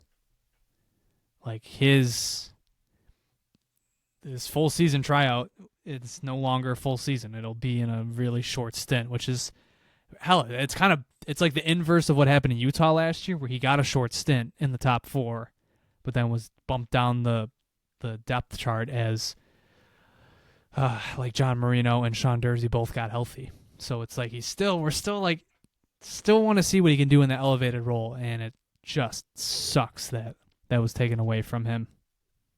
Yeah, I wonder if he re-injured whatever he did in the preseason or whatever. Yeah. I hope it's no like ACL tear or anything. Yeah. It was weird though, because like it was a good play by him, it was a good hit, but he just twisted something weird. But yeah, it's tough. Obviously, probably for, I think it was earlier this week and into last week too, there was some negative discourse going around Kesselring. And in my head the whole time I was like, he's played with Byram and Bryce. Are you talking about the quote, or are you talking about his play? I'm not talking about the quote. I'm talking about his play. There is some negative discourse around his play. I think it was a little bit deserved. Just a little bit. Well, I'm not saying he was playing good. I'm just saying he played with Byram and Bryson. He was projected to play with Power Dahlin, and you finally put him with Power, and they looked very good. They had a few shifts where it was like they were just dominant in the offensive zone. So I'm really hope it's not long term, because like you said, like we still don't really know what we have with him. Mm-hmm. And we really haven't seen that offensive prowess yet because of who he's been stuck with, I feel like. But that was one of the big things, is that he has a very good shot. He jumps up in the play. He does that, and we really haven't seen that ability unlocked yet. Yeah, he's supposed to be, he's supposed to be a tried and true partner for Owen Power or even Rasmus Dahlin. But at the end of the day, like Dahlin, Power, those are your play drivers. Anybody with them is a compliment. They're, especially in Kesselring's case, like they're an asset. Or like even like if Byram is with Dahlin and Kesselring's with Power, like those are assets to them. They are opening up them as weapons. And when Kesselring was with Bowen Byram, like they're just trying to like hang on for dear life. Like, oh shit, like it's about to get really real as the other team's top line step out onto the ice, instead of having some fun with some of the more dynamic players in the league. So, you got a brief taste of that, but. And I also think Kesselring, one of the things that he was brought in for is he's supposed to be a little harder to play against. He's a bigger guy. He does play a little physical.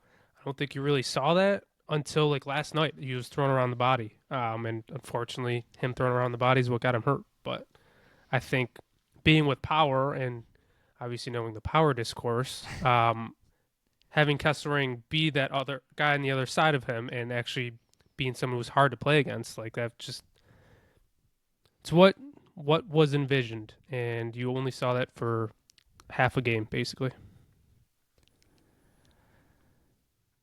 Anything else? Anything else we want to touch on? Do we want to touch on the Kesselring quote at all?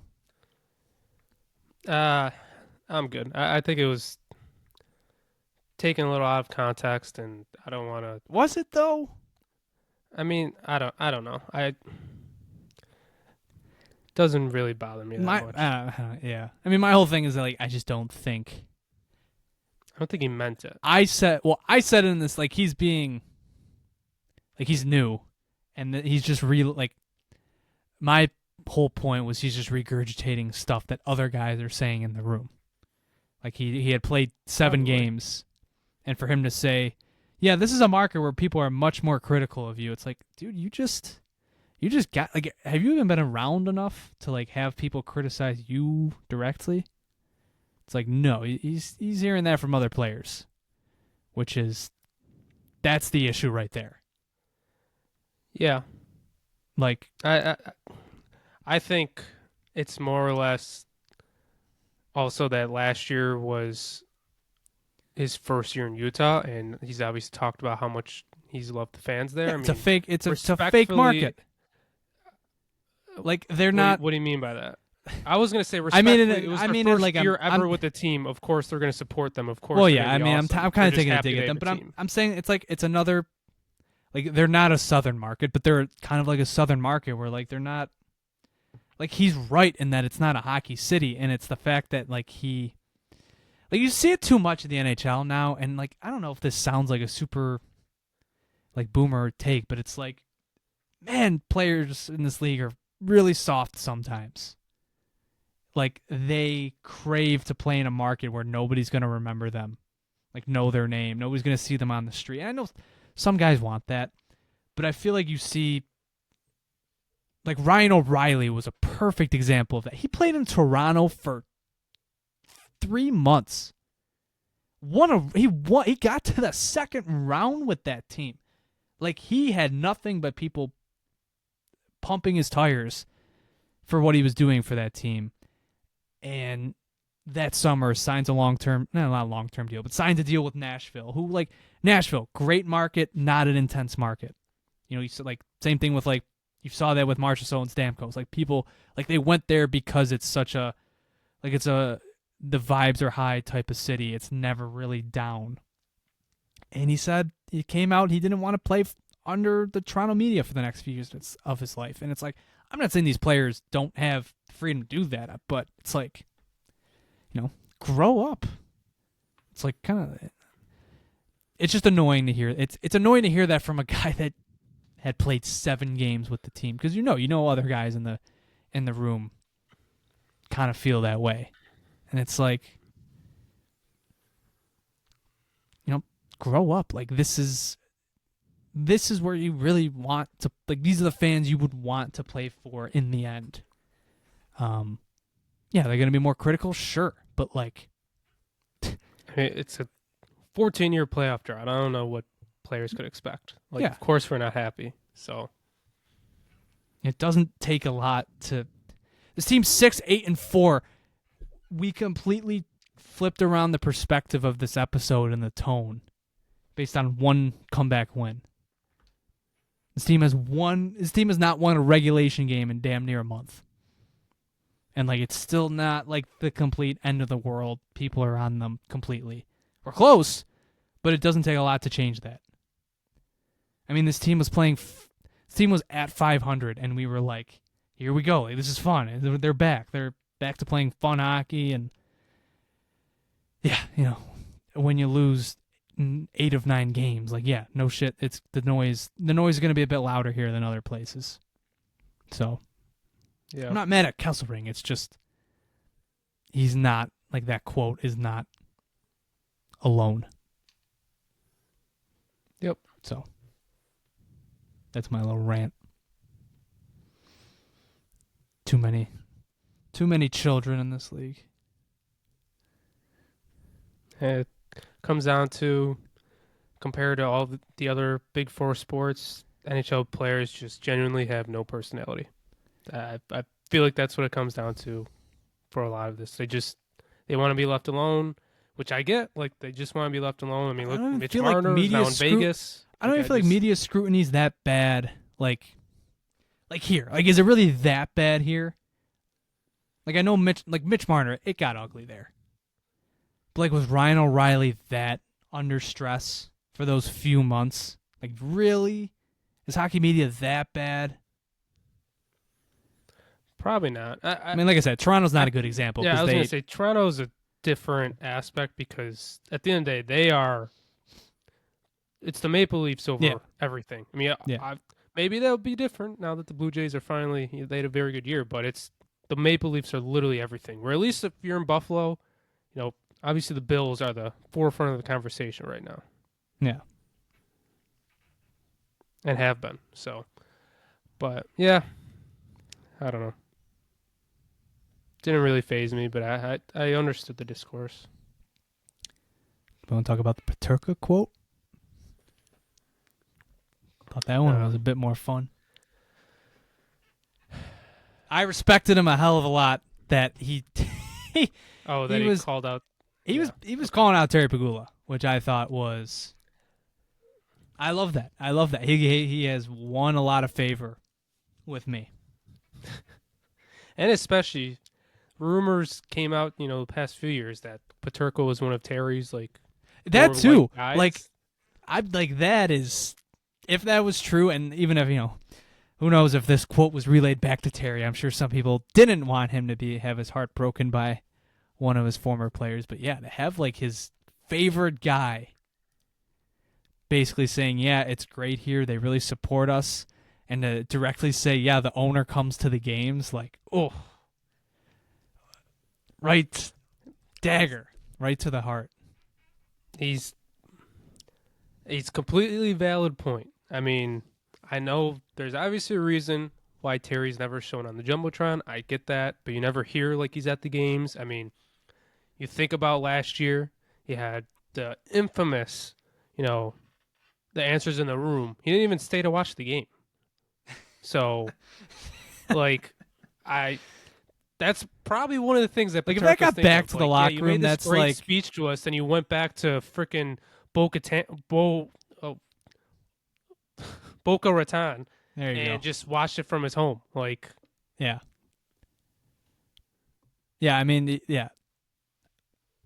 I'm just rereading the quote. I asked Peterka about this interaction with Tuch, and he was referring to the earlier quote with Tuch where he said, "Yeah, they really support us here."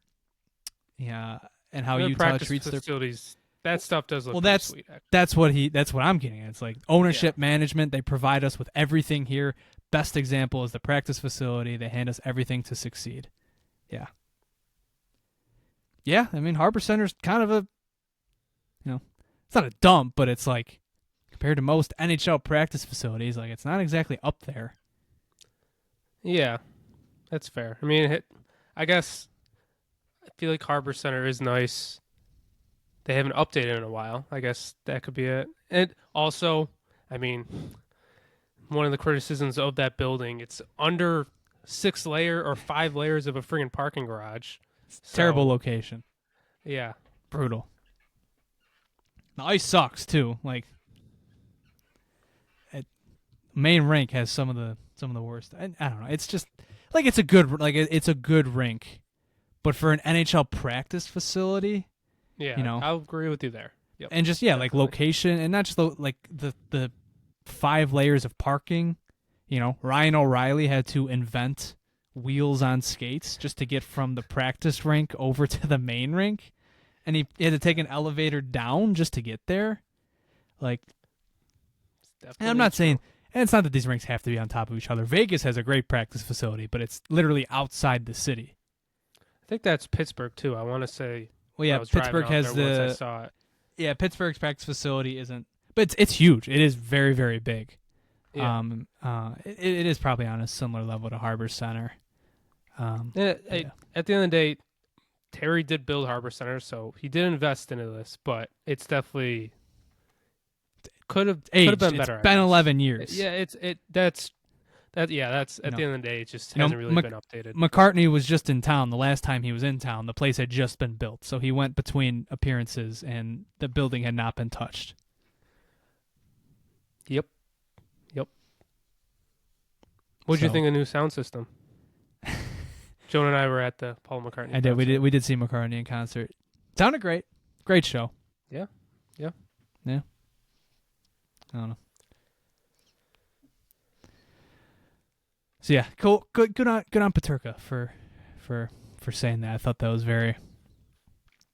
He got booed in his return here, and he didn't really bring that up at all, which I thought, it's mature of him. It's very mature, and to like go after, like he went after the owner, which is just it's very funny and very commendable. Yep. Before we move into the next point, I just want to point out we haven't even gotten to one of the big talking points. We're an hour 40 in. I don't know what it is with me and you doing episodes, but I mean, we haven't done. Obviously, we haven't done my segment, which I'm covering 4 games, so that's going to take a little bit. And we haven't talked about Alex Tuch, which I think is what we're about to get into. Yeah. Yeah, we'll get into the big news of the day here. So this would have been a shorter episode if this news had not dropped, because there basically been no progress in it. I think earlier this week, what was it, Pagnota or somebody reported that maybe it was LeBron. Somebody noted that there had been no talks and extension talks that basically stalled, which, yeah, I mean, that's nothing new. We kind of have known that. And I guess the only other rumor this week was really that Thompson, like there maybe was preliminary calls to the Sabres. Somebody, DeMarco from the Daily Faceoff reported that, which, again, not a surprise, but, Friedman kind of shut that down. Just isn't something the Sabres are going to do right now. But today, so if you've been following this saga since maybe even going back to last spring, like there were 2, the 2026 NHL free agent class, which is quickly becoming very depleted because everybody's getting locked up. You had your separate tiers. You had your, maybe Connor McDavid. Then you had your Eichel and Kaprizov, maybe in the tier below that. And then I think in the tier below that, I mean, you still got, I think Kel McCarr still has to be figured out. But then, the tier below that is kind of like those top end of the lineup players. Not quite superstars, but elite tier. Maybe throw Natchez into the tier above this. But you get the gist of what I'm trying to get at. Like, in this tier of players, you had Natchez, Alex Tuch, Adrian Kempe, these guys that you didn't know what the market value was, especially once, Kaprizov came in and reset the markets, and even Eichel getting $13.5 million per year. That class was going to be interesting, and especially with Tuch and Kempe. Like, these are 2 forwards playing on the top line for their teams, wingers. Is Kempe 28? I think he's a year younger than Tuch, maybe. I could be wrong. Maybe he's 2 years 29. younger. Okay, so same age. Same age. Yeah. Only he's 4 months younger than Tuch. So yeah, literally the same age. Yeah. I mean, they basically play the same role. I mean, Kempe, I guess, is more of a scorer, where Tuch is, on the penalty kill, slightly different players, and they're Kempe different players in play style. I'm not going to say I know a lot about Kempe, but he has shorthanded points too. There you go. To me, I don't watch the Kings enough to know. Yeah, to me it looks like they're almost identical players. They're basically identical. One's left-handed, one's right-handed. On ice. There you go. Points, it's pretty identical without knowing much about them. So you knew that they were going to. Let's just say when talks got into the season, you knew these two were going to be looking at one another for direction on their contracts. And we've been saying throughout the Alex Tuch saga, if Kempe signs first, that's going to be your comparable for Tuch. There is not a closer deal. We talked about the Natchez thing because the production was sort of similar, but there are a lot of different factors there. Age, UFA years compared to RFA years. There are differences there. Kempe and Tuch are as similar as you can get. Well, here we are, November 16th. Adrian Kempe came to terms on a contract with the LA Kings. So your closest comparable to Tuch was locked up. And what did he get locked up for? Well, they went the full 8 years at an average annual value of $10.625 million per season. So that right there, an 8 by 10.6 is your closest comparable to Alex Tuch. He will not be signing below that number. I would be shocked. And even if it is, I don't know. Would it go like? I don't think it would go below 10.5 at this point. I just don't see it. I will say it's better than I thought it was going to be. Like in terms of lower, I mean, obviously Nietzsche's just signed for 11.5. So I'm surprised he almost went a full million under. That's kind of what I'm thinking now. It's probably asking for 10.5. That's what I would imagine, and that's a lot better than what I think we were thinking it might have been after the Nietzsche's deal. Like we were probably leaning more towards 11.5, where now it's probably 10.5. It's still not like the best number, but I think it is better than I thought it was definitely going to be, wherever Tuch was going to sign this extension. Well, I guess that begs the question. If this deal, like if Alex Tuch's agent goes to you, Kevin Adams, and says, we will sign for this deal right now, are you signing Alex Tuch for 8 years at 10.6?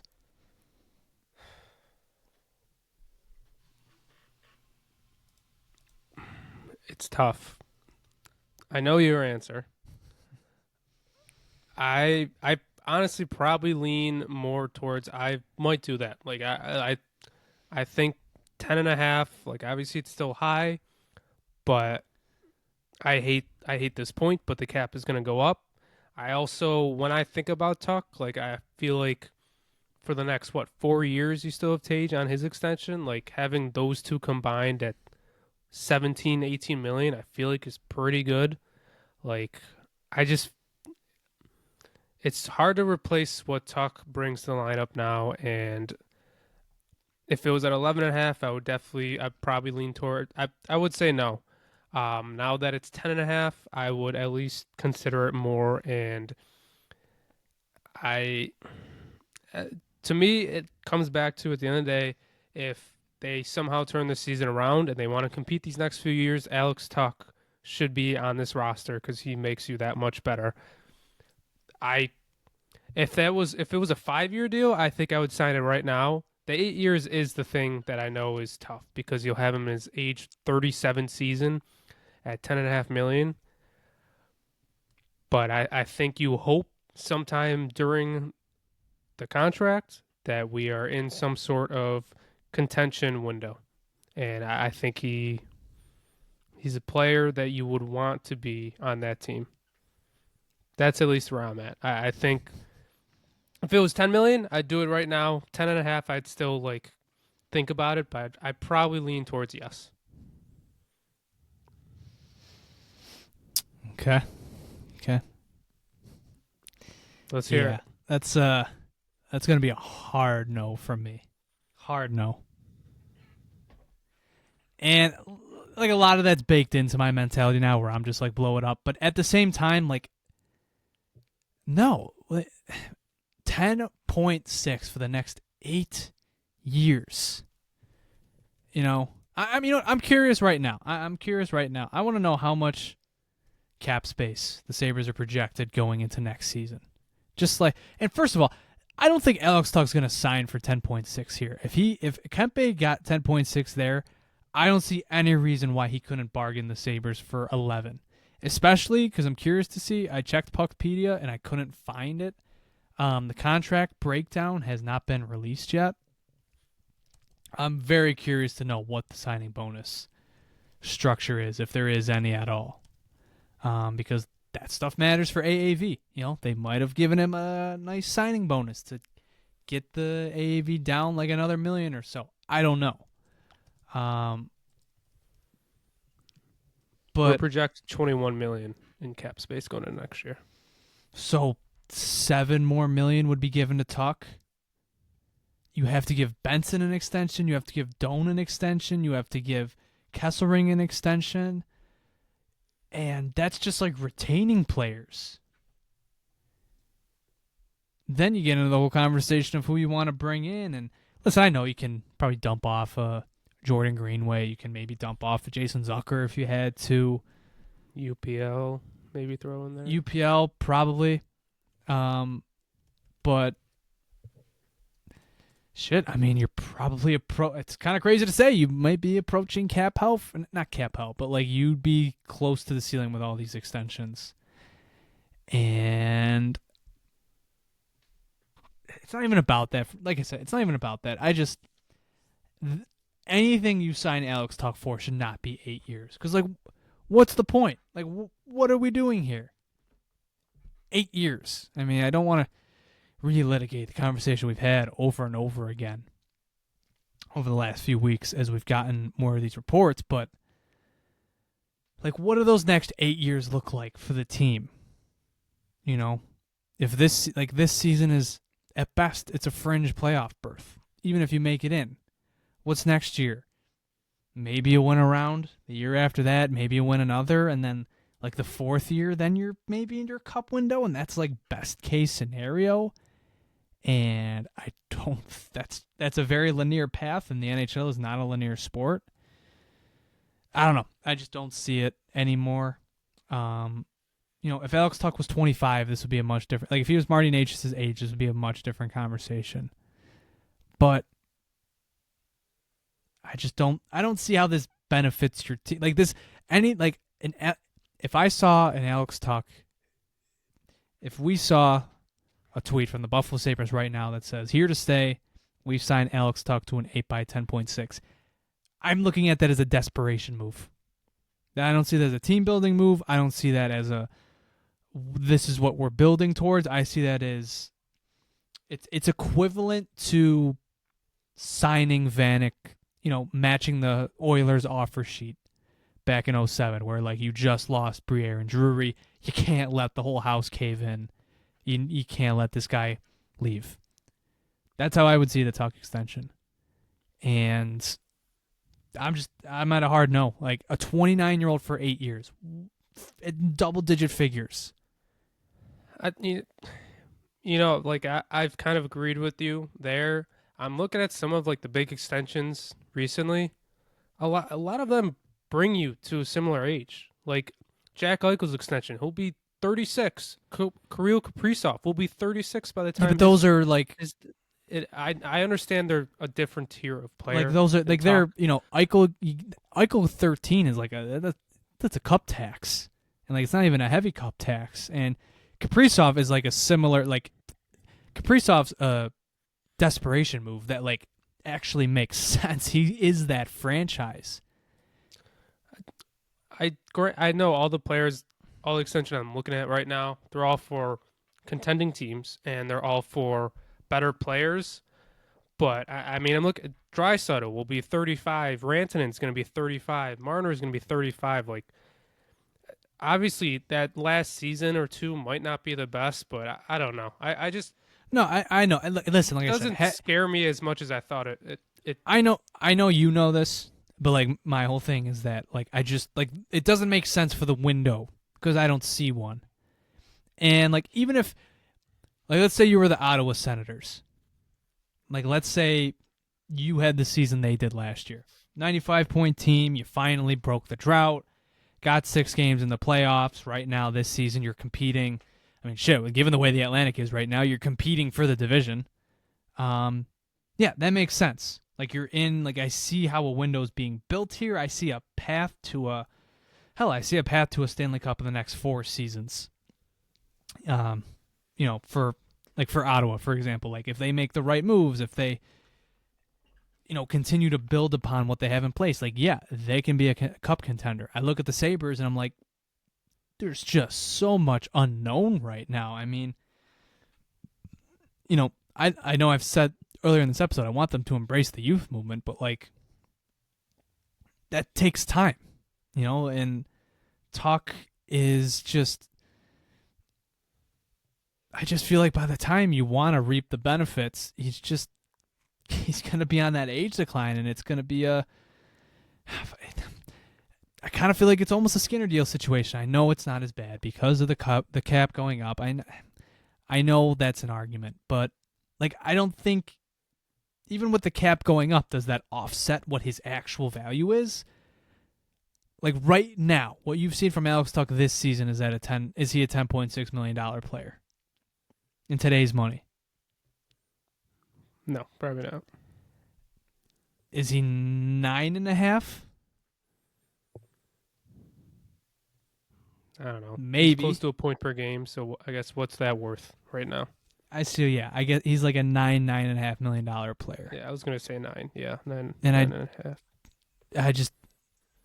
I don't know. I just feel like it doesn't set them up for success. You know, I'm not like if Alex Tuch walks to free agency, are you a worse team? Yes, obviously.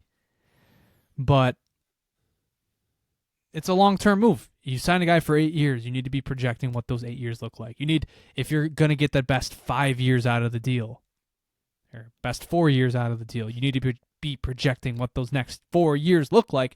This team can't even project into next year because we don't know who's going to be at the helm next year. So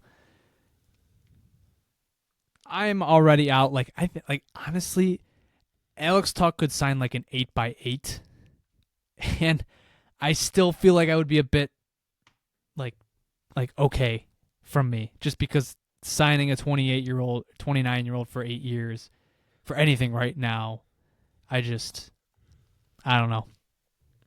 I feel like I'm just ready to move on. I mean, that's just me, but I'm just ready to move on. I also know like Alex Tuch would get you a pretty good haul at the deadline, especially with nobody else being available. And he could really help set you up for success, you know, he moving would into only next season. He would only get you a haul, though, if he signed with that team. Like, what if he didn't want to sign with the team he traded him to? You're getting nothing for him. He's a rental. I don't know. Can we look at any other, like, rentals recently? I'm trying to think of any that come to mind. Who's somebody what was Ryan O'Reilly? He was a rental. That was like a first, second, and third round pick. He got a haul. Yeah. He was in his 30s by that point. He played center, but yeah.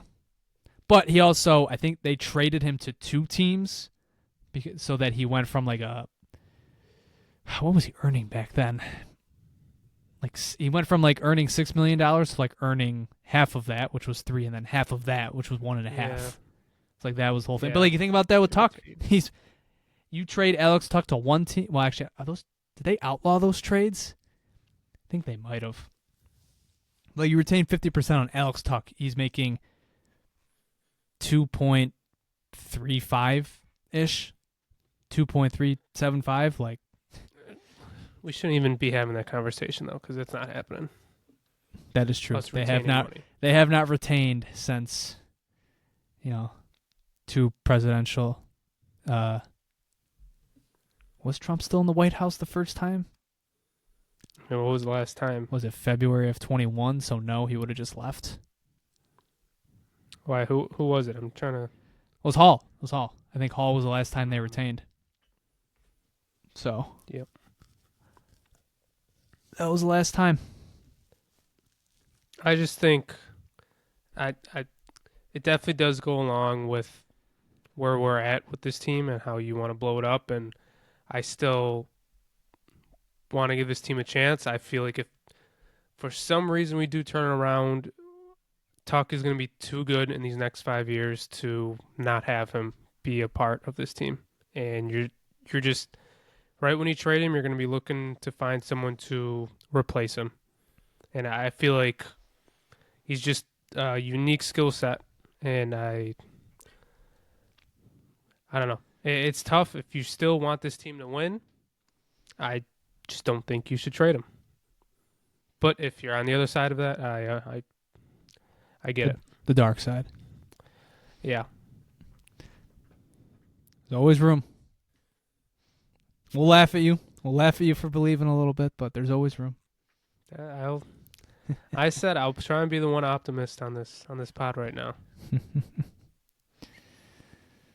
All right. Anything really else to touch on there? I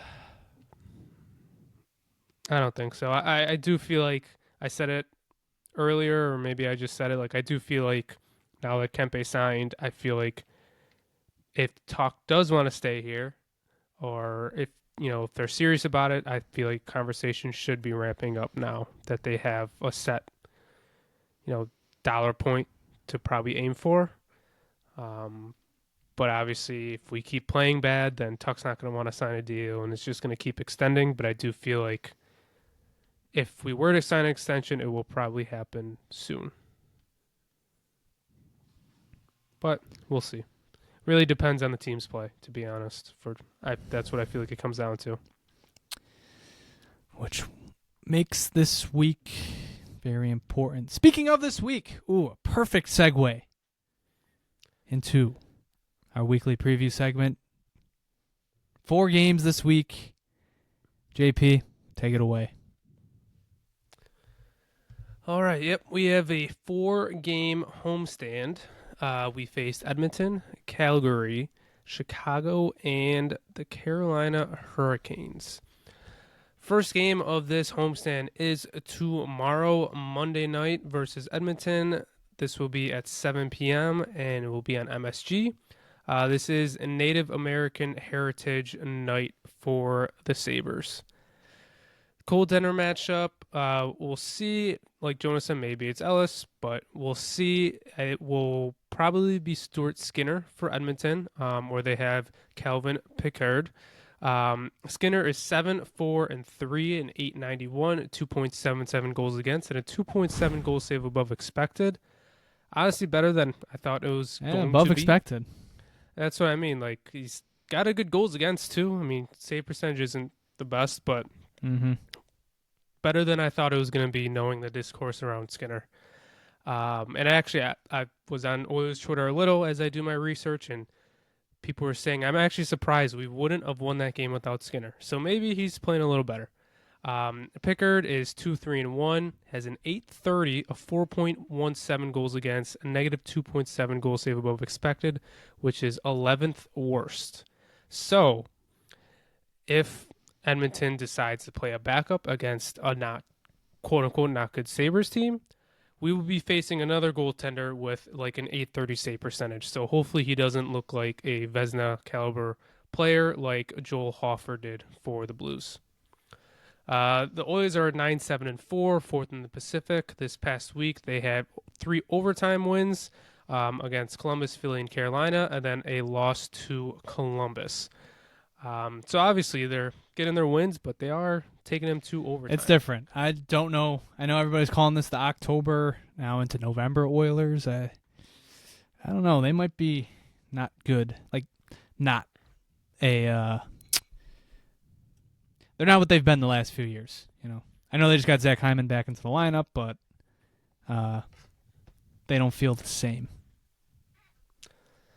Yeah, that's fair. And I feel like at least McDavid kind of did have a slow start, but he actually is heating up now. He has 9 goals and 21 assists, so he's 30 points in 20 games. Like, his slow start is a great start for any other player. But in his last 8 games, which these are all in November, he has 16 points. So he's definitely heating up. He's the second most points in the league. When we talked about this last week, he wasn't in the top 5. I will put this out there because it's a great stat, especially with the McDavid and Buffalo history. He's the least amount of points scored against the Sabres compared to every other team in the league. He only has 19 points in 16 games. So he's still over a point per game, but it's the least amount of points. I think a lot of those closest is 23 points. I think a lot of those are power play. I'm not even going to lie. That just from my gut feel, it just feels that way. He's going to be shaking in his boots to match up with Ryan McLeod tomorrow. Mm-hmm. It's also Draisaitl too. I don't know if that's ever been discussed because the McDavid thing's gone around, but Draisaitl, he's the least amount of points against the Sabres and the Red Wings. They're both tied with 17 points in 19 games. So he's not even a point per game player against us. And I will say, the Sabres is in one more game played versus the Red Wings. So he has a lower points per game. Lowest points per game against us. Both of them. They know them. They both know. Yep. Crest loyalty. So for whatever reason, they are usually shut down. For McDavid, it stems back to the log line. But Draisaitl, he is 23 points, 13 goals, which is second most goals in the league, tied with Cole Caulfield. And the most points in the league, I didn't discuss, or the most goals, both McKinnon, because he's playing unbelievable.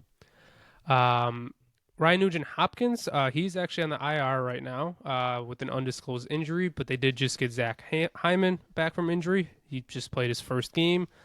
And Bouchard has 16 points in 20 games. Their power play, as expected, is third in the league at a 31%. Their penalty kill is tied for ninth, so their special teams are definitely looking pretty good. Former Sabres, Matthew Savoy has played every game this season. He's played 20 games. He has 2 goals and 3 assists. Whoa! Who let him cook? Who let him cook? It's definitely not going as Edmonton Oilers fans might have thought. I will say, though, he's 3 points in his last 3 games, so he's starting to play a little better. I don't know who he's been playing with for most of the season, but I know this past game he played with McDavid and Hyman, so he's on that top line now. Yeah. Yep. They're calling tomorrow the Matt Larkin Bowl. Yep. So it'll be it'll be the first Savoy versus McLeod matchup. So we'll see who has the better game. Oh, McLeod, please, I need you to go on Demon Time. Please. Please. We'll see. Didn't the end of the game last night, McLeod was on the top line, wasn't he, with Greenway and someone else? Yeah, so well, I think they swapped him and I think they swapped him and Doan. Yeah, you're right. But I think things got wonky with the injuries, so yeah, that's true. But I'm saying if McLeod stuck with Greenway, it's I remember last year, when they were in Buffalo last year, I think McDavid and I think Draisaitl had 2 goals. But they were both power play goals, and they put McLeod and Tuch versus the 2 of them, and they did shut them down at 5v5. So I will be interested to see if maybe they reunite McLeod, Doan, and Tuch. Maybe I don't know. It'll be interesting to see. I just remember that from last year. I think I recall that too. So yeah, whatever reason, we have shut those 2 players down, and we'll see if they can continue that. That's one of my keys to the game, is just to shut them down and to don't give them any power plays. Obviously, McDavid's unbelievable on the power play. They do have one other former Sabre. They do have Curtis Lazar. He has 1 goal in 8 games. So that is the first game of the week. They then play Calgary on Wednesday at 7:30, and this will also be on MSG. This is a goat head game if you are going. They have their goalies are Dustin Wolf and Devin Cooley. That's their only former Sabre. Obviously, Devin Cooley had his interesting stint with us, but he's got the famous quote every time I think about Devin Cooley. I just think of him saying nothing's really going to matter. We're all going to die. So he's just, he's a great guy. He is actually having a pretty good season for the games he has been in. So I will say I'm projecting Cooley to play against us just because of that. And Dustin Wolf is not having a good season. So Devin Cooley is 2-3, 875, a 2.85 goals against, but 5.5 goals saved above expected, which is 15th in the league. And Dustin Wolf is 5-10-2 in an 896, 3.01 goals above goals against. And a negative 2.6 goal save above expected, which is 13th worst. UPL's 14th worst for reference. He started off the season really bad, but is better recently. Their save percentage is obviously not the best, but Calgary is very bad. So, I feel like the numbers are actually better than I thought they were. Yeah. They are the worst team in the league. So yeah. So the numbers are actually better than I thought they were going to be, especially seeing Dustin Wolf was at the bottom of a lot of analytic lists, but it's actually better than I thought, and it's one of the few times where I don't think you could really blame the goaltender that much because that team is not good. They are 5-12-3, last in the league with 13 points. The next closest are the Blues, the Predators, and the Buffalo Sabres with 16 points. I will say the Oh my Sabres God, is this a tank bowl? Can we consider this a tank bowl game? Oh my God, here we go. No.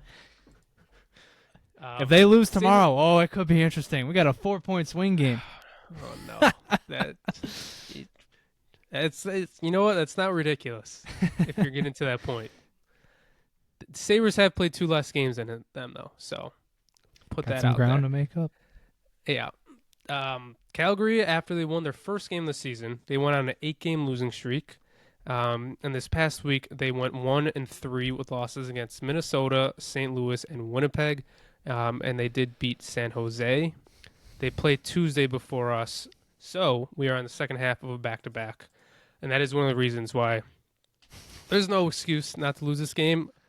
I did say the same exact thing for the Blues because they are also very bad, and That was before they sat one of their best players. Yep. So I hope I don't get the same feeling I had going into the Blues. There are game. must wins. There are never certain wins with the Buffalo Sabres. Yeah. Especially their power plays last in the league. Their penalty kill is 23rd in the league. Their highest point producer is Kadri with 11 points in 20 games. Morgan Frost has 10 points. They don't have anybody over 11 points. Like it's kind of crazy. Like I was looking at that, I was like, oh my god. Like Blake Coleman has 7 goals. Like that's actually quite a few. He only has 1 assist. He's 8 points. Like yeah, I know. Huberdeau is 9 points in 15 games. Coronado, I know, who got the big extension last year. I know he got 9 points in 19. I know he got healthy at one point. I'm pretty sure. A healthy scratch. Yep, after a 7-year extension. Joel Farabee has 7 points in 20 games. Like no one like Huberdeau, 9 points in 15 games. That's solid, but like, oh my god, it's just yeah, they are bad. And their owner does not want to commit to. He was quoted. Was it him or was it Vancouver? Well, I know both owners don't want to tank, but somebody was quoted this week as saying they don't want to get into like the Sabres realm of endless rebuilding. Mm-hmm. It's like you are close to being there pretty soon. So yeah, and yeah, that was the next note I had was since they're doing so bad, there's obviously quite a few names in trade rumors. Kadri has been discussed, but I think the owner came out and said that he doesn't want to trade him. I love him, and I love this core. Like, dog, you can't score. Your team can't score goals. Mm-hmm. Rasmus Anderson's name's out there because it's been out there the past 5 years. Uyghur because he's a solid player, but they should blow it up, but I don't know if they will. So it's I don't know. Yeah, Godspeed. Yeah. Very, very rough start to the season at the very least. They did have one of their top prospects, Zane Peterka, who was a 9th overall pick in the 2024 draft. He started the season with them, had at 1.11 games, but he has been injured for a week now. So looking at their lineup, there wasn't even anybody that I recognized that they have like young guys to at least look forward to. Like it's I think it's literally it's Peterka, it's Coronado, and I think that's it.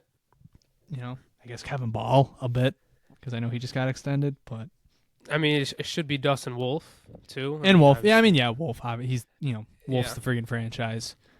But aside from that, I know like Connor Zary was a piece showing strides last year, and then I think he got like an MCL sprain and hasn't really done anything since. So it's rough in Alberta.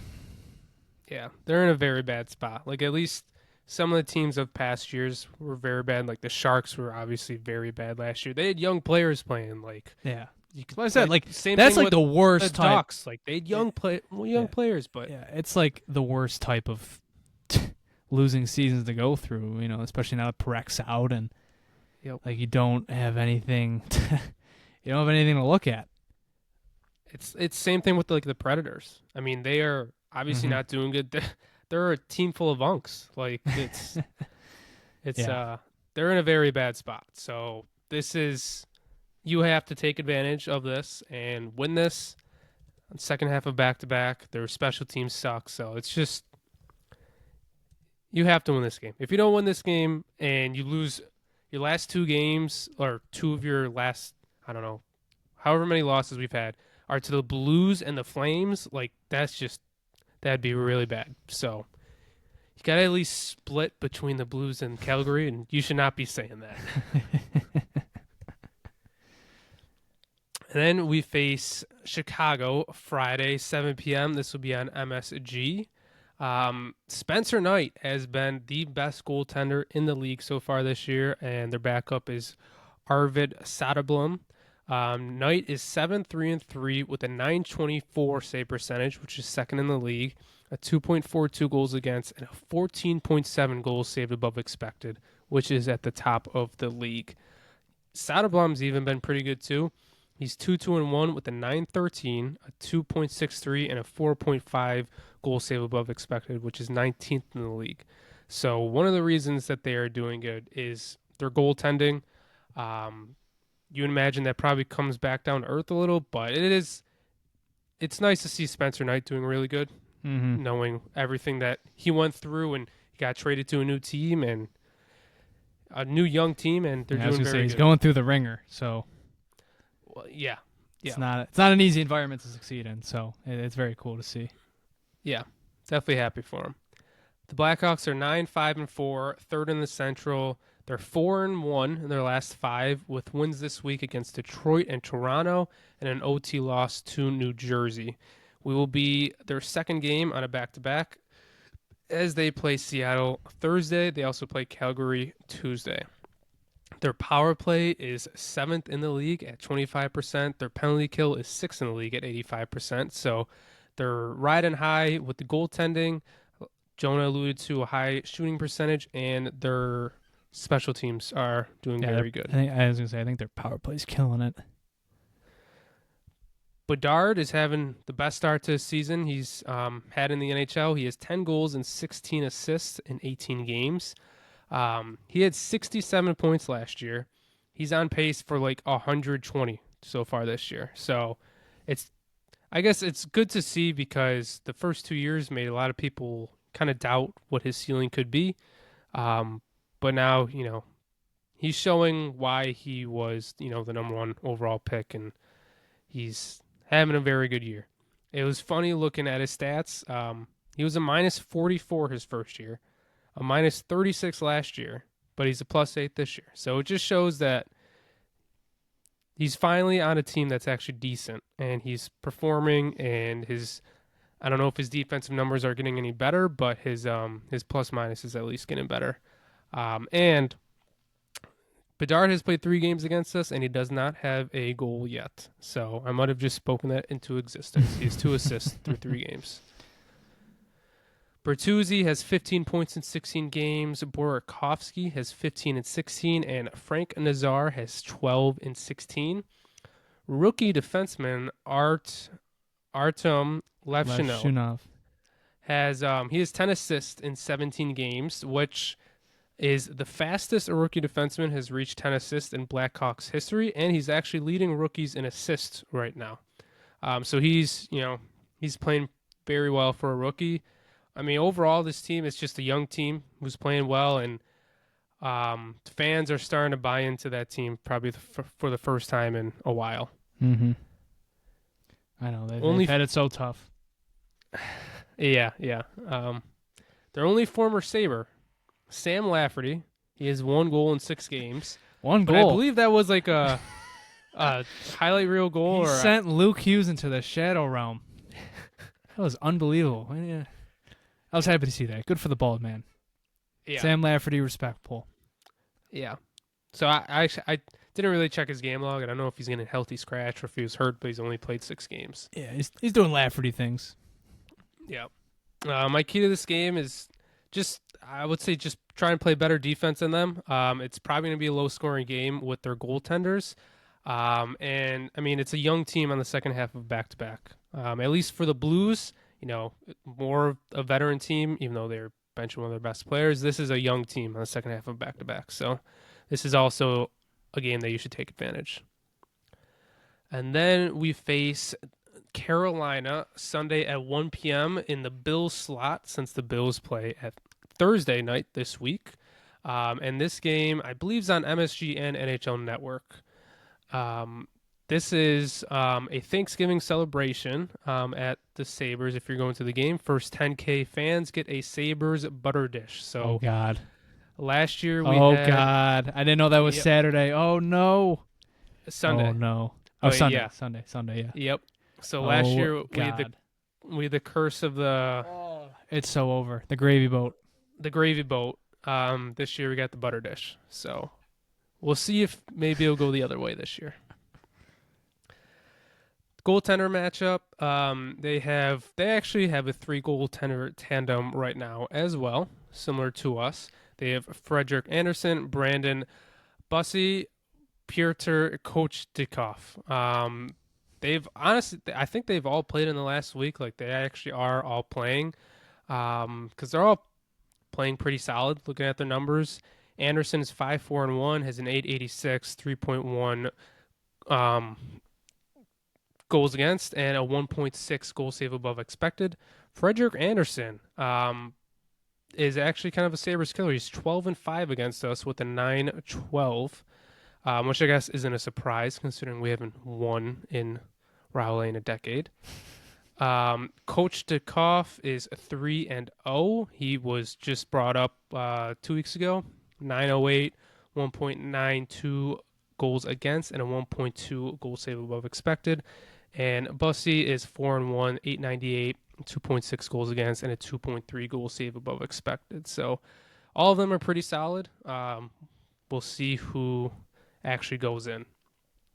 The Hurricanes are 12-5-1, second in the Metropolitan. This past week they lost to Washington and Edmonton, both in OT, and then they beat it, or Edmonton was in OT, Washington in regulation, and then they beat Vancouver in overtime. They have the same schedule as us this week, meaning the days they are playing. They face Boston, Minnesota, and Winnipeg. This is a 4-game road trip for us, so we are the last game on the road trip. They obviously beat us 6-3 last Saturday. I did find this: while we haven't won a game in Raleigh in a decade, we have won our last 4 home games against them. So There it's you kind go. of like it's just a home battle. Yeah, that evens it out. Yep.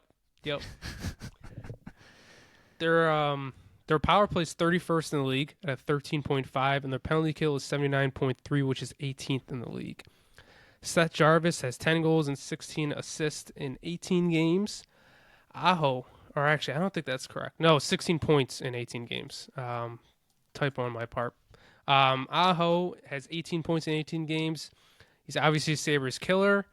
We talked about this last time, but he had a goal and assist against us last Saturday, which brings him to 17 goals and 14 assists in 23 games against us. So honestly, he will probably score against us again. Nikolai Ehlers, who didn't score a goal in October, has 4 goals in his last 7 games. Their former Sabres, Taylor Hall, has 10 points in 18 games. William Carrier has 4 points in 12 games. Mark Jankowski has 2 assists in 9 games. And Eric Robinson has 6 points in 12 games. My key of the game is to try and keep Aho pointless, which is an impossible challenge for us, and to win this game for Jonah. And that is it. So, yeah, we got 4 games this week. Once again, we got Sabres versus Edmonton Monday at 7. Calgary is Wednesday 7:30. Chicago Friday at 7. And then Sunday at 1 against Carolina. All games at home. Big homestand. Next episode could be an interesting one if shit hits the fan. So. Yep. And it will probably once again just be me and you. So. That is true. Where is he next weekend? Yeah, sorry, Christian wasn't here today. Extenuating circumstances. I forget why he's not available next week either. Isn't he going to a game next week, or is it? Maybe it's the week after. Maybe it's Thanksgiving week. Because he hinted that he's going to another stadium that'll have Christian's cafeteria. Yeah, he's going to Pittsburgh or something. Oh, yeah. I don't think that was revealed yet. I think that was shit, supposed my to be a bad. surprise. My bad. Well, he's not here to say it himself, so somebody had to say something. That is true. But yeah, maybe it's Thanksgiving weekend or it's next weekend. But he will be missing another one coming up. What are you gonna do?